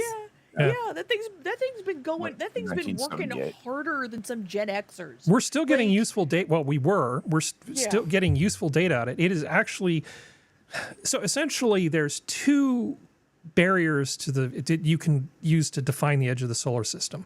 One is what's called the magnetopause, which is where the sun's magnetic field essentially diminishes to the point where it's not greater than the magnetic field of interstellar space.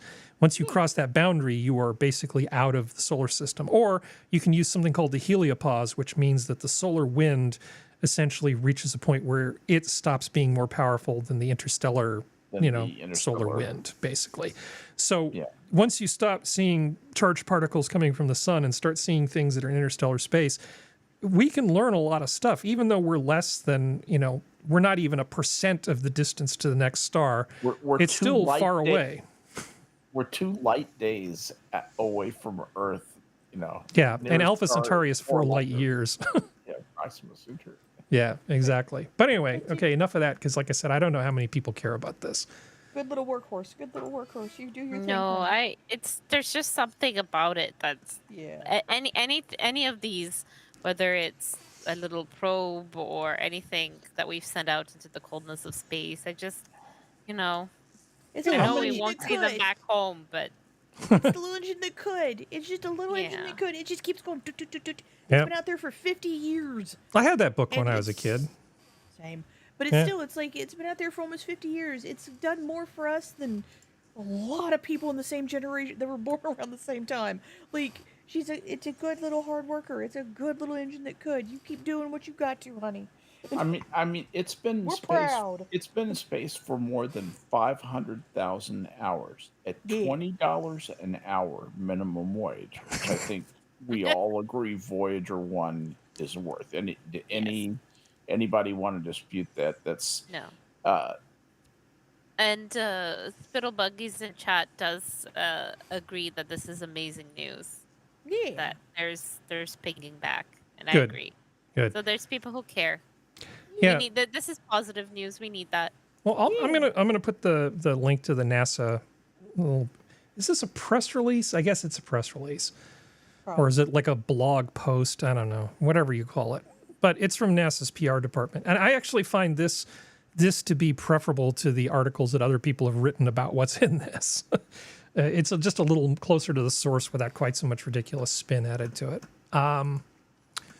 Let's see. We have so much stuff we could talk about. Let's see. let's talk about that. Let's talk about all the things we could talk about. Oh, sure. Okay. Well, how about this? I think Sora is a big fan of the Las Vegas sphere. Oh, sure. Oh yeah, I like the Yeah. sphere. So I like the sphere too. Me Yeah. too. So the sphere is a 16K display, 16K inside and 16K outside, That's awesome. which means that it is, when you're actually firing this thing up, they have 4 petabytes of SSD storage, and it takes 400 gigabytes a second of throughput to keep these displays fed. Jeez. Nice. So how many 4341s do they have handling the I/O? Yeah, it's like, including the 16K interior screen and the ultra high resolution 18K camera system. 400 gigabytes per second. Now, these are still not CERN numbers, right? The Large Hadron Collider produces data at a level that just is staggering. But for a thing that runs predictably as like a production service reliably on the Vegas This is Strip, huge. this This is is a huge large because this scale. is like some serious technical power running like 24/7. Yeah. It's a lot of energy use, too, by the way. Yeah. I was about LEDs to are ask, nuts. how bad is that? Like how for like the power grid and everything in that area? How Yeah, it'll be fine. it's desert, we're already pumping in water where it shouldn't be, that kind of stuff. It'll be fine. It's fine. I just don't want to poo-poo on it because it's so fun, but there's so much bad, sad in the world. This is fun. Man, Everyone is an eyeball or a little face. God, I still remember, it was in, it was at the 80s. Some Greenpeace nitwit showed up at my door, and I just started laying into him about his bullshit subsistence level agrarian economy that he wanted to build. And I'm normally pretty nice to people that show up at my door, including Jehovah's Witnesses, because it doesn't cost anything to be nice, right? Oh, no. But- Oh, yes, Jehovah's it does. Wit- Yes, it Jehovah's does. If Witnesses you're nice went- to them, they keep. I mean, like obviously be polite. I'm not saying don't be polite, but if you're polite and kind to them, they will always come to your door. Yeah. We have personal experience. Well, I never had a repeat visitor from Greenpeace after I got done with that Yeah. guy. Oh, I'm sure. Actually, with me and Jehovah's Witnesses, after about 3 hours, they're making excuses, saying, "Man, we gotta go. We can't drink any more coffee, man." Would you like some pickled beans to take home? Yeah, exactly. I've got more. Pickled I beans got, over for you. I'm running You out of know, places to put these jars. God, that's literally true, Eric. That's literally, and we're going to have more this year. Yeah, God, getting good out times. of cars today. I don't remember. Did I tell you that I have I have some chocolate sprinkles? It's like a cherry tomato that's will basically just grow until something stops it, and it will produce tomatoes all the time. It's a really great cherry tomato, and I got one of these apparatus. This apparatus that essentially has like a heating pad, and then you put the stuff on top with the growing material, and you can use it to sprout things.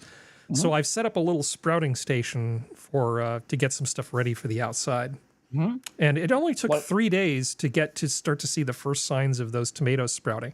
Tomatoes are not that easy to grow from seed, Which honestly. varieties are these? Chocolate sprinkles is what this one's called. Oh, chocolate sprinkles. Yeah. Oh, okay. Yeah. And essentially, if you don't prune it and keep it in check, it will just take over until it runs into something that stops it, like a weed whacker or a. The Infinity tomatoes. We've learned to be a little bit careful with those. Yeah. Well, I'm going to have them in containers, and I'm going to give away some of these to people I know, and then they'll just give me back tomatoes. So I get the benefit of like, here, plant this. Just give me some tomatoes every now and then. It's like, and then I don't even have to grow them. But the great thing about tomatoes is it's a little bit of weeding. Mostly, it's just harvesting and watering. It's really pretty painless. It's not like beans where you gotta fucking. As long as your soil's not too alkaline. If your soil's too alkaline, you can run into some issues and you have to amend the soil a little bit. But basically, tomatoes grow like a freaking weed because they just are. No, that's not my problem. Yeah. My problem is beans take more maintenance. They just do. Yeah. They just do. Well, let's see. So this was a thing that showed up a couple weeks ago. We just haven't been able to get to it. Remember the Kellogg CEO said, times are tough, money's short, just eat cereal for dinner. Yes. That didn't go over well. Let them eat Cheerios. The optics were not particularly good for that. Not to mention, cereal's not exactly cheap. No, I bought some Raisin Bran a couple of days ago, and it was almost twice as expensive as I remember it. It really has gone up. Right? So my little bit of splurging for, and I only have this every once in a while because I don't want it ruined for me, is Lucky Charms. It was my favorite thing as a kid, never allowed to have it. So as an adult, from time to time, I'll buy myself just a regular, not the family box, but like the regular, the small amount box, right? And it's like $8, depending on where you get it. Yeah. And I'm like, excuse me? This is garbage cereal. This is not organic. This is candy masquerading as cereal. Right? It's and candy. Like, okay. I know I have adult money, but I don't have adult money for candy cereal when I can spend the same amount on veggies or that kind of stuff. Like it makes me not want to buy it. Let me see. And I hate that about myself because now you're an adult, you have to make these decisions. But at the same time, it's just kind of. Yeah, you're halfway to like a hamachi yuzu citrus crudo appetizer at that point. Yeah, exactly. I literally have to decide, okay, do I buy this box of cereal, which I know I'm going to eat in a very short period of time because that's always what happens with Lucky Charms for me. Or I could just say, fuck it, I'll save it to go to a nice restaurant. But it's just, I'm with you, Skep. They're all, there's no cheap cereal. And even like the knockoff brands I see here, mind you, Canada, our prices are They cost almost as much. Yeah. But yeah, exactly. And at that point, it's just oats. Just get oats, bulk oats. Yeah. Add maple syrup, sugar, cream. Like, you can make it really tasty and it will be healthier. It's just not time convenient if you're rushing in the morning. You can bake your own cereal and it's amazing. Well, with granola, definitely. It's pretty easy to make good granola. That's what I'm talking about. Is making granola, and I've made a couple of different recipes, and I loved them both. So functional with us? Did he step away? Oh damn! I accidentally hit the mute button. That's fine.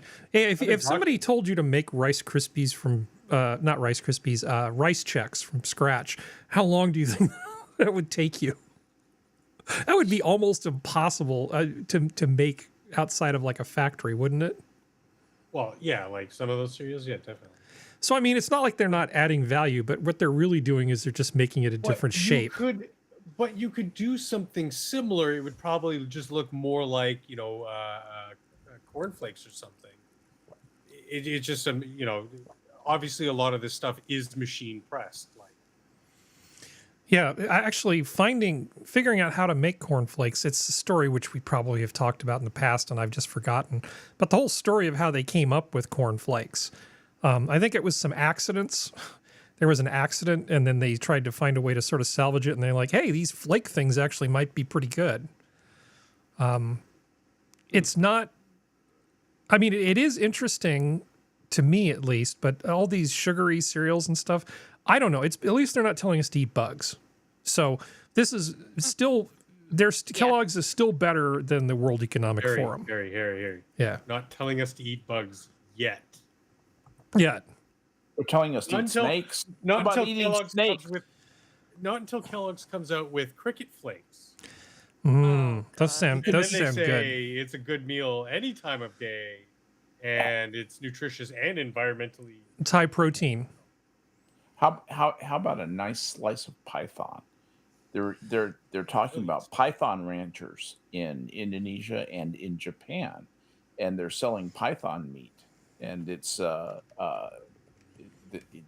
snakes are easy, low maintenance, and you just slaughter them and run them up, and taste just as good as any other meat. Yeah, so Assassin of the Grey is bringing up the whole thing about how one of the early cereals that was supposed to be basically designed to keep like boys at this home from touching themselves inappropriately. Saltpeter. Yeah. Well, I don't think there was saltpeter in the formula. They were just sort of claiming, and I think it was Kellogg's.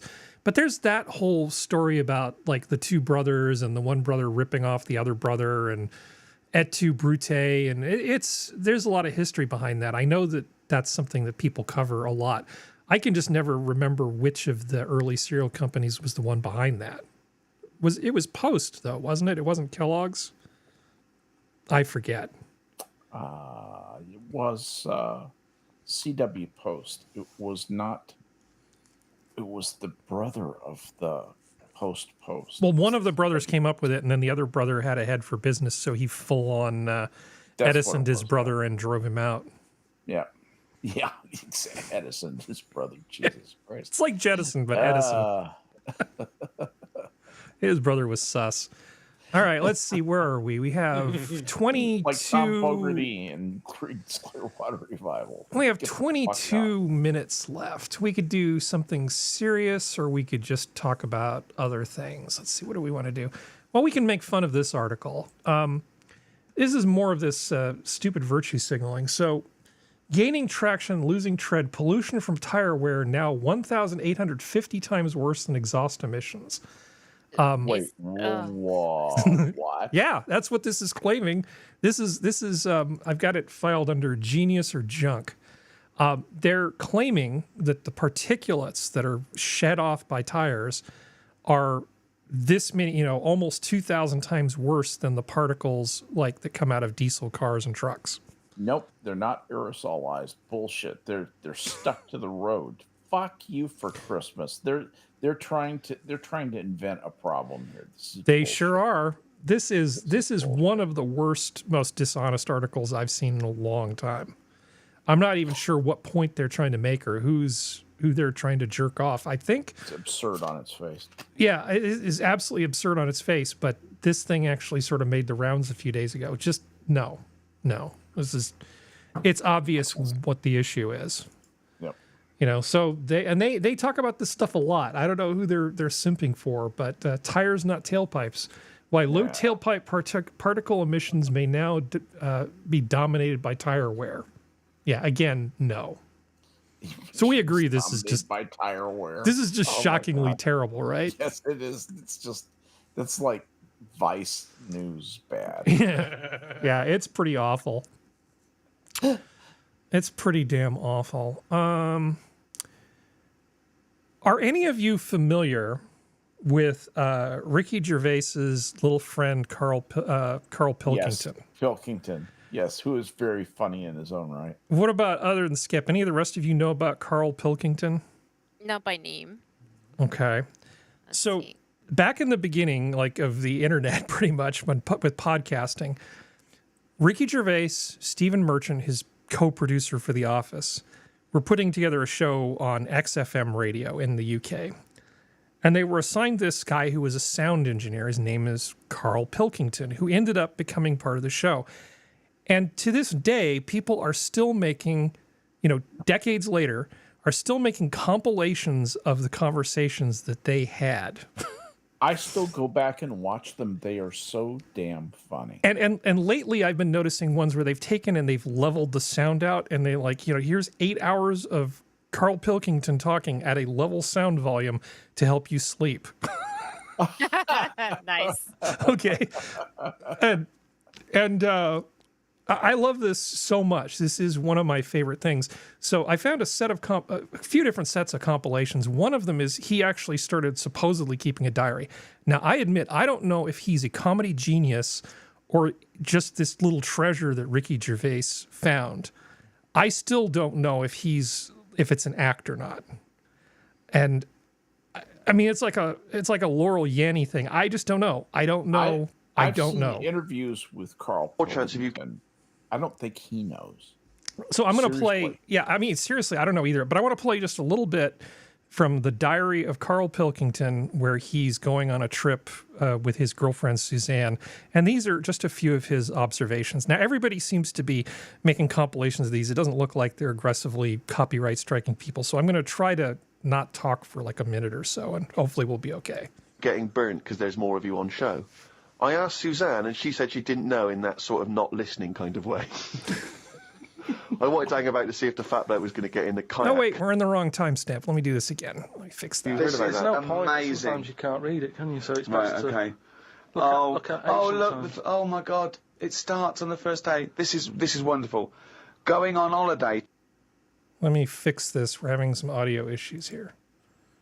Now, this is Ricky Gervais, who has gotten a hold of Pilkington's diary, and now they're going to plunder it. They're going to read it to you. Okay, let me do this again. This will be fine. You heard about There's that? no point. Amazing. Sometimes you can't read it, can you? So it's Right, best to okay. look at ancient times. Oh my God! It starts on the first day. This is wonderful. Going on holiday to Gran Canaria today. Woke up to the news that Tony Banks had died. There was a piece on the news about how everyone was shocked. Got me thinking about an invention that would be good. Right, a watch that counted down your life. If it says you've got 3 days left, go to the doctors. Told Suzanne about invention. She said she wouldn't buy one. But she said that about the iPod. How would this device work? This watch? I mean, how would you know when you were about to die? Is that a concern? Again, not for you to worry about, presumably the boffins and the No, facade. all I was thinking is that Tony Banks fella, he died and everyone was shocked about it. But if you had like a little watch on... But how does it work? You can't just say, wouldn't it be good? How would this work? Yeah, I imagine you're in the patent office going, got an idea. They go, oh, certainly, Mr. Pilkington, what's your idea? Watch that counting down your life. Oh, how does that work? What? Just wear it, just pop it on your wrist. No, what do you mean, just pop it on your wrist? How does it work? Just pop it on your wrist. Brilliant. You're an idiot. Well, it's interesting that he goes on. The flight to Gran Canaria was a bit bumpy. I thought about the clock that counts down your life again, and I wondered if it would know if you were going to die in a disaster. Now he's querying his own design. He's wondering if he would know. He's invented this. And now he's not even sure. A fella on the plane was reading Koi Mag. It was a fishing magazine. I glanced over and noticed he was reading the Pond of the Month article. So they could make it into a weekly magazine. Well, to be fair to you, because I remember seeing a guy on the train once reading Carp Monthly, a magazine dedicated entirely to carp, and it had Carp of the Month. And I just thought, once you're like 3 months in, the editor must be stressing. Have we got any more carp? We got a carp that's actually done anything? I reckon if they used the same one twice, there wouldn't be many complaints. No one would be noticing. No, that's the carp they used 2 years ago. There was a really fat bloke on the plane. He was playing on his PSP. While I waited to go to the toilet, I looked at what game he was playing. It was darts. He's that fat and lazy, he can't even face playing a more active game on a games console.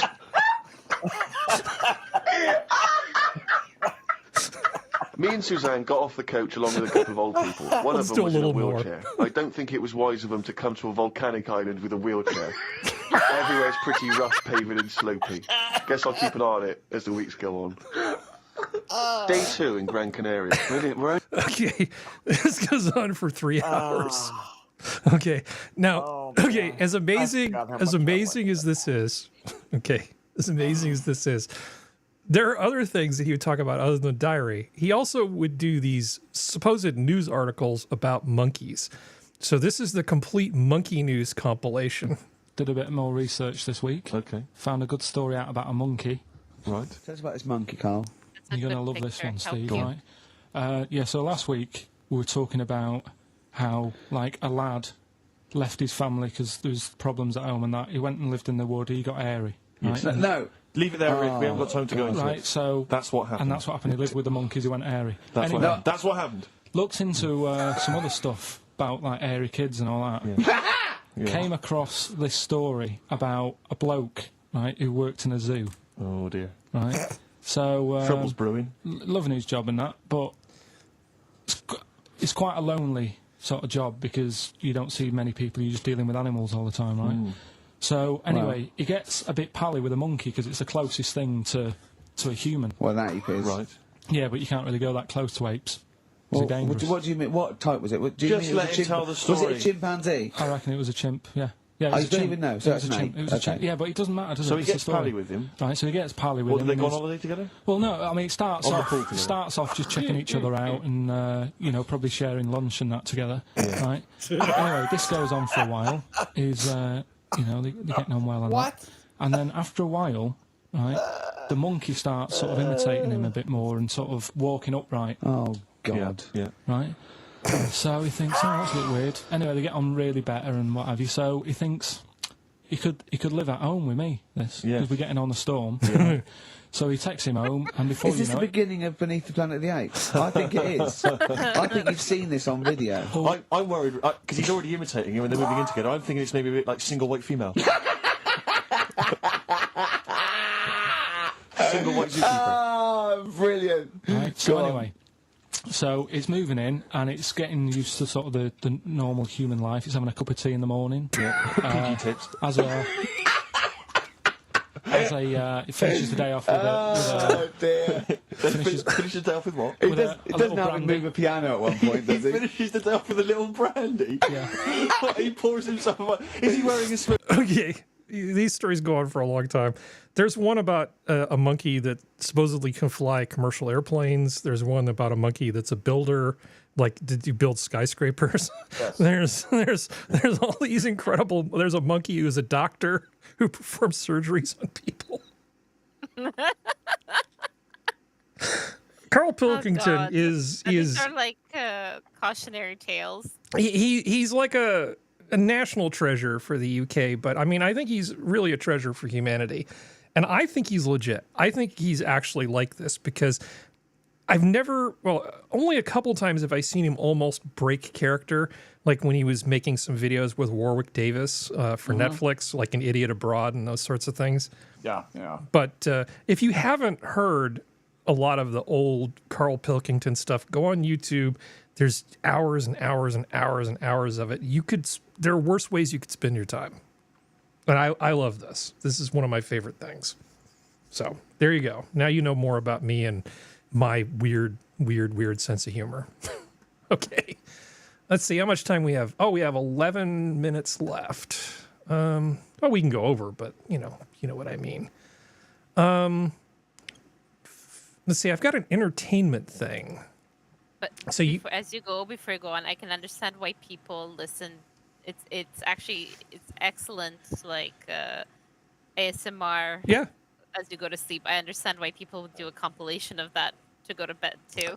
It's And, good. and I'm one of them. I've very- actually been doing very, this for the very last soothing. week.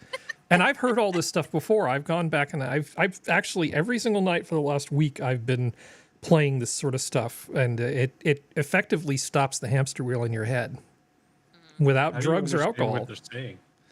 Oh, you can't go through the accents? No. Oh, that would be a problem. I know people like this. Why is it that English accents kill are so hard for some people to understand and not others? Because there's 15 different ones, and like when someone says free, Mm-hmm. when they mean to say three, Mm-hmm. they can't do the and they say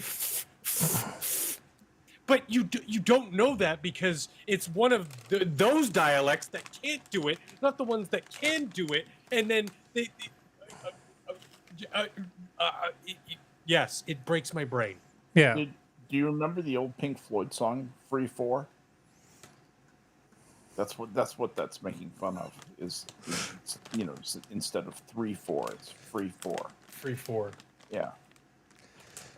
Yeah, I mean, some of them are a little bit more intelligible. Is that the word? Depends what you mean. That I can understand them? Yeah, intelligent. Yeah, okay. Sorry, I was looking for the word. I drew a blank for a second. But yet, some of them I have a really hard time with. Obviously, there's ones where they're like, what do they call them? The Scouts. Rowdies. Oh, no, yeah. actually, Scouses I don't have a problem with. Can you it's when the point I was trying to make, Skep, it's when it's a dialect that's very laden with local jargon. Oh yeah. And sayings but that's obviously a different sort of beast altogether. Like going down to Cornwall. Yeah, Manx, Manchester. No, can't do it. It's really hard for me to understand a lot of the time. They're one of the ones that say free, aren't they? Yes. Well, they say Allahu Akbar now. Oh, yeah, sorry. Much more, especially up there. If you go up north, the more and more the TH goes away and more of it turns into F, or at least an FH sound. And Yeah, that's when you can but get the thick Scottish I can get. Okay. Yeah. Here, I can demonstrate for you. This is from Clarkson's Farm.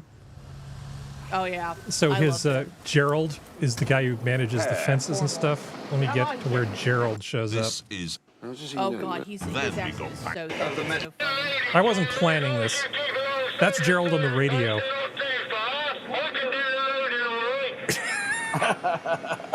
It's completely unintelligible. What? I don't know what. I can hear through most accents, but not that. I like this guy. I like him. Yeah, it's pretty terrible. Oh wait, let's see. I found a better clip. Like I said, I didn't have this planned. Hold on. Copy link. There we go.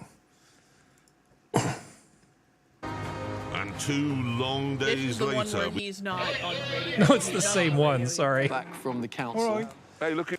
Never mind. Can't find it on the. I love Clarkson's Farm. It's a lot of fun. He's right there. Yeah. Which meant I had to do some preparatory He'll come work back in a second. with my head of security. Yep. Yeah, here's Gerald. Right, the ball's coming at 3, so Yeah. about an hour. Yeah, So I've got to get these signs up telling ramblers, because, you know, this is a public footpath, yeah. that there's a bull in the field. But here's what's interesting. He's you not can't talking put on the enough. sign, danger, bull, Give him because a then minute, probably. I'm admitting I know it's dangerous. And then that makes me liable. But you can't say it's safe either, because... Yeah.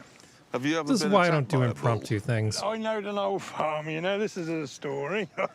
When they were doing the winter littering down, like going in the like this with one of those bales, they must weigh half a ton, those round bales, don't they? Now the thing is, I can understand about half of that. That I was understood okay. all of that. Yeah, I understood all of that. Yeah. Because he was speaking calm, but like through the radio where you have something breaking up, like that fuzz and everything. No, forget it. That's a heavy damn accent. Oh, yeah. Yeah, that's it. rough. But I love Gerald. Gerald's so I like Clarkson's Farm. I think it's a really fun show. But like the thing is like, I can only speak for me when it comes to this. I can understand it very easily because they remind me a lot of really thick hillbilly accents, because there is a similarity to how they talk. So for me, because I'm so used to dealing with like sober hillbillies, drunk hillbillies, some backwater hillbillies, like it it's not hard for me, but I can see where if you're not used to this, like some form of wackadoodle accent, it's very difficult.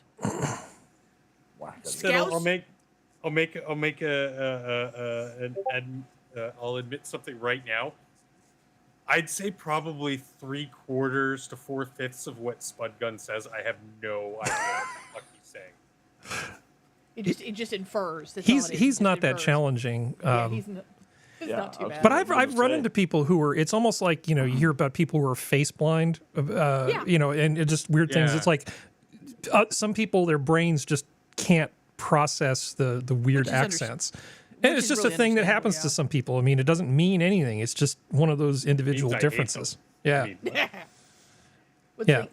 The Scouse accent, which is Liverpool, is a really interesting accent because it's weirdly hillbilly. Yeah. But it's also weirdly Scottish. Liverpudlian. It's a great word. Don't call them Liverpudlians to their faces. They'll put their fist through your head. But for some reason, and when you look at the map, like Liverpool and Manchester are like an hour apart, but their accents are wildly different. It's hilarious. Oh, yeah. It's like in the English, you're like, I don't go to Manchester very often. It's like, why? It's right there. Yeah. In the UK, they right, consider that a long way. Oh, I know. That's always the running joke on the internet. Is like, because I remember there was an old Reddit post where they were talking about living in England, and they were talking to their friend. They're like, oh, how their friend didn't see their family that often. They were like, oh, how far do they live? Because they're Americans. We're used to being like 5-6 hours away. He was like, oh yeah, they just live 45 minutes away, and they just stared at him. Yeah. It's like, why? That's stupid. Drive. Well, Skep comes from the state of high-speed highways and big empty. Oh, yeah. So, your state is bigger than a lot of countries, and there's Most a lot of countries in Europe. I was going to say Texas is roughly the size of France. The UK is roughly the size of Nevada. Yeah, right. Exactly. It's substantially smaller than Texas, by the way. So let's see. I'm going to just skip to the next thing because there's a certain type of article that I tend to do at the end, right? So, sexist men show a greater interest in robosexuality, study finds. Yes, this is actually a study in a peer-reviewed journal called Technically in Love, Individual Differences Relating to Sexual and Platonic Relationships with Robots. These are your tax dollars at work. They literally are trying to say that basically sexist bad men are the ones that are attracted to robots. Now, we could unpack this. I need the definition. I need their definition of sexism before I make a judgment. Yeah, it does. So, okay, I'll just read part of the abstract. Incremental advancements in technology present researchers with opportunities to examine and predict human behavior before the integration of technology into daily life. Yeah, pre-sex robot is what they're saying. Previous studies have identified trends in both the design and reception of current social robotic technologies, including gender biases and social othering, which may affect how humans interact with more advanced robotic technologies in the future. The aim of the current study is to explore whether preconceived beliefs about gender inequality, interests in casual sex, and social hierarchies would relate individuals' interest in engaging in platonic friendships, robo-friendship, or sexual relationships, robosexuality with hypothetical human-like robots. This is the dumbest thing I've ever heard. If you were talking about sort of the men going their own way crowd, maybe they've had some bad experiences or something. I think the idea of like a pleasant, agreeable sex robot might seem more attractive. Is there really any depth to this study? I mean, seriously, I don't understand why somebody was able to get this into a peer-reviewed journal. This seems like a not particularly good thing. So I actually read through a bunch of this. They talk about this thing called expectation theory, and it's all very dense, and I had to tap out. It was just driving me a little crazy. 212 participants completed an online survey measuring gender. An online survey was the best way to get information. Ambivalent sexism, social and dominant orientation, and sociosexual orientation in relation to individuals' interest in both robo-friendship, yada, yada, yada. We found that hostile sexism positively predicted interest in robosexuality. Yeah, you have a bad relationship with women, robots seem more attractive. Next. Yeah, it's like that's not shocking. The reverse works true in a weird way too. Yeah. That's how. I mean, that kind of goes. Like, I don't think it's particularly healthy. If not, to not have good human relationships with other real humans. But they are grown ass adults, and if that's the choice they want to make, go for it. But it's just like weirdly judgy. It's like, yeah, I don't care what people do, and just because you don't like their behavior doesn't necessarily mean what you think it means. I guess it's. Well, it's also the whole fact of like, I need to know what their exact definition of sexist is. Is it just the men want the air quotes traditional where the woman stays home? That's not necessarily sexist. That's just them wanting a traditional air quotes family. Like, that's not sexist in very nature of itself. That's not what that is. I need to know what you mean by sexist. I hate I hate to be like Bill Clinton, but I need to know your definition of it. They don't have rigorous definitions of that kind of thing. They just have notions, and they know how. They'll tell you, I know how sexism makes me feel. That should be enough. Yeah. And that. Well, it's also the fact. Wrote a poem about it. The number of people that the study used is too low. The fact that they had them self-report is stupid. Yeah. This entire study just feels like it was a manipulation to get the answer they wanted. And I don't like studies. Is bullshit. It is. It's like it just feels like it's a manipulation to intentionally drive more of a wedge between certain individuals on the internet than there already is. And it's like, y'all aren't already talking to each other. We're having enough problems as it is. Shut the fuck up. I think the sexual angle of it is more titillating for the article, but I think it's not really that interesting. I think the emotional, parasocial aspects of relationships that people have with technology are much more important than whether or not they get off on something. Yeah. I mean, I think the sexual part of it is almost incidental. It is, but it's that whole just fact the of mechanism, like, just the MacGuffin. But that's also the thing of like it's a very hard thing to judge by because sex is different for every person. Whether you're male, female, gay, straight, bi, whatever the fuck. It's like some people's sex is a very intimate and you do not share it, you do not talk about it, they're not a prude, but that you don't. And some are just like, and here we go. And they're just out there free as could be. So it's once again, it's that whole thing of like, there's too many variables. It's a bullshit study meant for the purpose of just getting extra money because someone wanted to fuck a robot. That's all it is. Yeah, that's sort of what I'm thinking. So the New York Post is a ostensibly conservative publication, right? Yeah. Right? Yeah. I mean, it is. Sorta. And it confuses me that this article is in the New York Post because this feels like weird feminist propaganda to me. Half of men feel pressured to act manly. What? Okay. Mm-hmm. Really? Okay, what's your entire half? So half feel pressured, half don't? Yeah. Are you gay? Are you saying it's not gay men don't want to feel? Well, I guess is this an argument about toxic masculinity from the New York Post? Is that what I'm seeing? That because you're a man that people expect you to act like a man and therefore that's bad? You're pressured? Study. No, it's like society tells you this is the path to having a decent life. This is your role. Do your role well. Be honest, have good hygiene, have a decent handshake, stand by your word. There are all sorts of things about being a man that are really important lessons. And this, what they call pressure, is not necessarily bad. That's just society telling you whether you're doing it right. Maybe I just have a weird thing. But of course, they have to take it into sort of the bedroom. So we have this piece of clip art, where there's this guy sitting here looking like things didn't go as planned and some disappointed woman in the background. And I'm just thinking, well, your first problem is you left your pants on. That's like... Well, clearly you don't. She left her bra on. Yeah, clearly, a survey of 2,000 men, half of whom are sexually active, found that 50% feel under pressure to perform masculinity. This is just garbage. I expect more from you, New York Post. Do better. Well, to be fair, the part underneath of it is talking about the fact that they feel that they need to be handy. They need to have a certain body type. Yeah, so you need to be able to change the battery in the smoke alarm. You should be able to change the oil in your car. Yeah, I think being able to do basic dude stuff is important. Yeah. Well, it's also the reverse though. Like the reverse would be the same. It's like I guarantee you, if you did a similar survey, women would say the same thing. But I'll like, tell it's almost if societal pressures are for everybody, not just one subsect. But no daughter of mine would ever be able to leave the house in a car without knowing how to change a tire. I'm sorry. There are And oil. You'd want to change that oil too. when the light goes on, what does that mean? It means you get 3 wishes. The genie's in my car again. Yeah, exactly. Oh, I have a bunch of these things which I haven't shown you. I would disappoint. Okay, let's just look at some fun things. So this is I like this meme.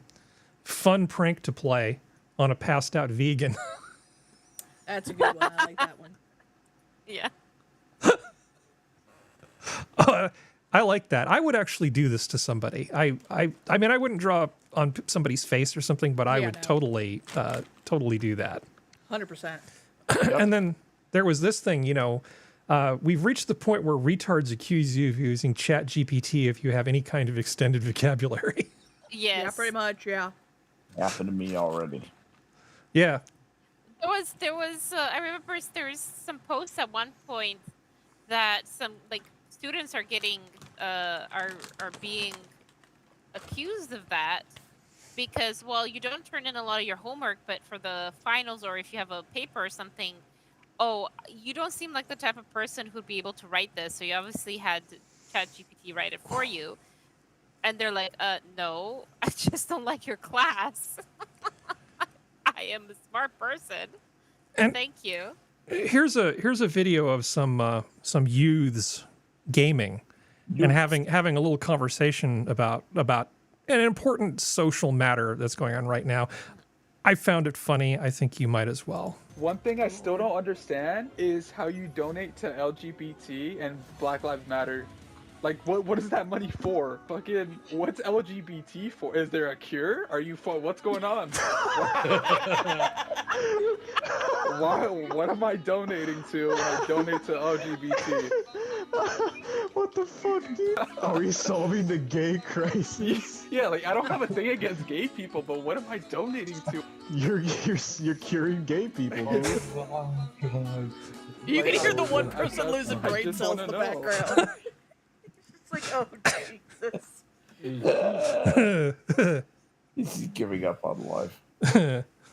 Well, welcome to Call of Duty chat. Yeah. If that doesn't make you want to give up on life, nothing will. It's a lot more wholesome than you expect. It seems like a legitimate question, though. Oh yeah, no, it's a legitimate question. It's one of those things where it's kind of like, please, someone's going, please no one be streaming, please no one be streaming. I mean, it's like, if it's sort of like, we're going to send little gay kids to gay summer camp or something. Okay, at least I know what it's for. Which but they do. But if you're not telling me what you're using it for, then how would I know? Like they said, what are you trying to do? Cure it? I still love the one front in the background. It's just like, oh my god, dude. It's like, did we just do that? Did we just go there? Cure it. All right. Oh god, that's great. Quickly before it spreads. Bless their hearts. Any final thoughts before we pack it in for tonight? You know what? Well, thank Be you. Good to yourselves. Have Yeah. a piece of cake. Yeah. Well, it's too late for pie, but you can have pie for Pie Day late. Pie totally for fine. breakfast. Yeah. It's better than cereal. Hey, if you get the right pie, like apple pie. It's not just for Good. breakfast anymore. Yeah. But actually, chat, you guys have been on fire tonight. And panel, I mean, everybody, bunch of people showed up, hang out with my friends. It has been a fine, fine Saturday night for this guy right here. So, anyway, this has been your Minions of the Zoo for Saturday. Thank you, panel. Thank you, chat. Zoo's closed. Good night. Good night, everybody. Good night, everybody. And it cuts out early.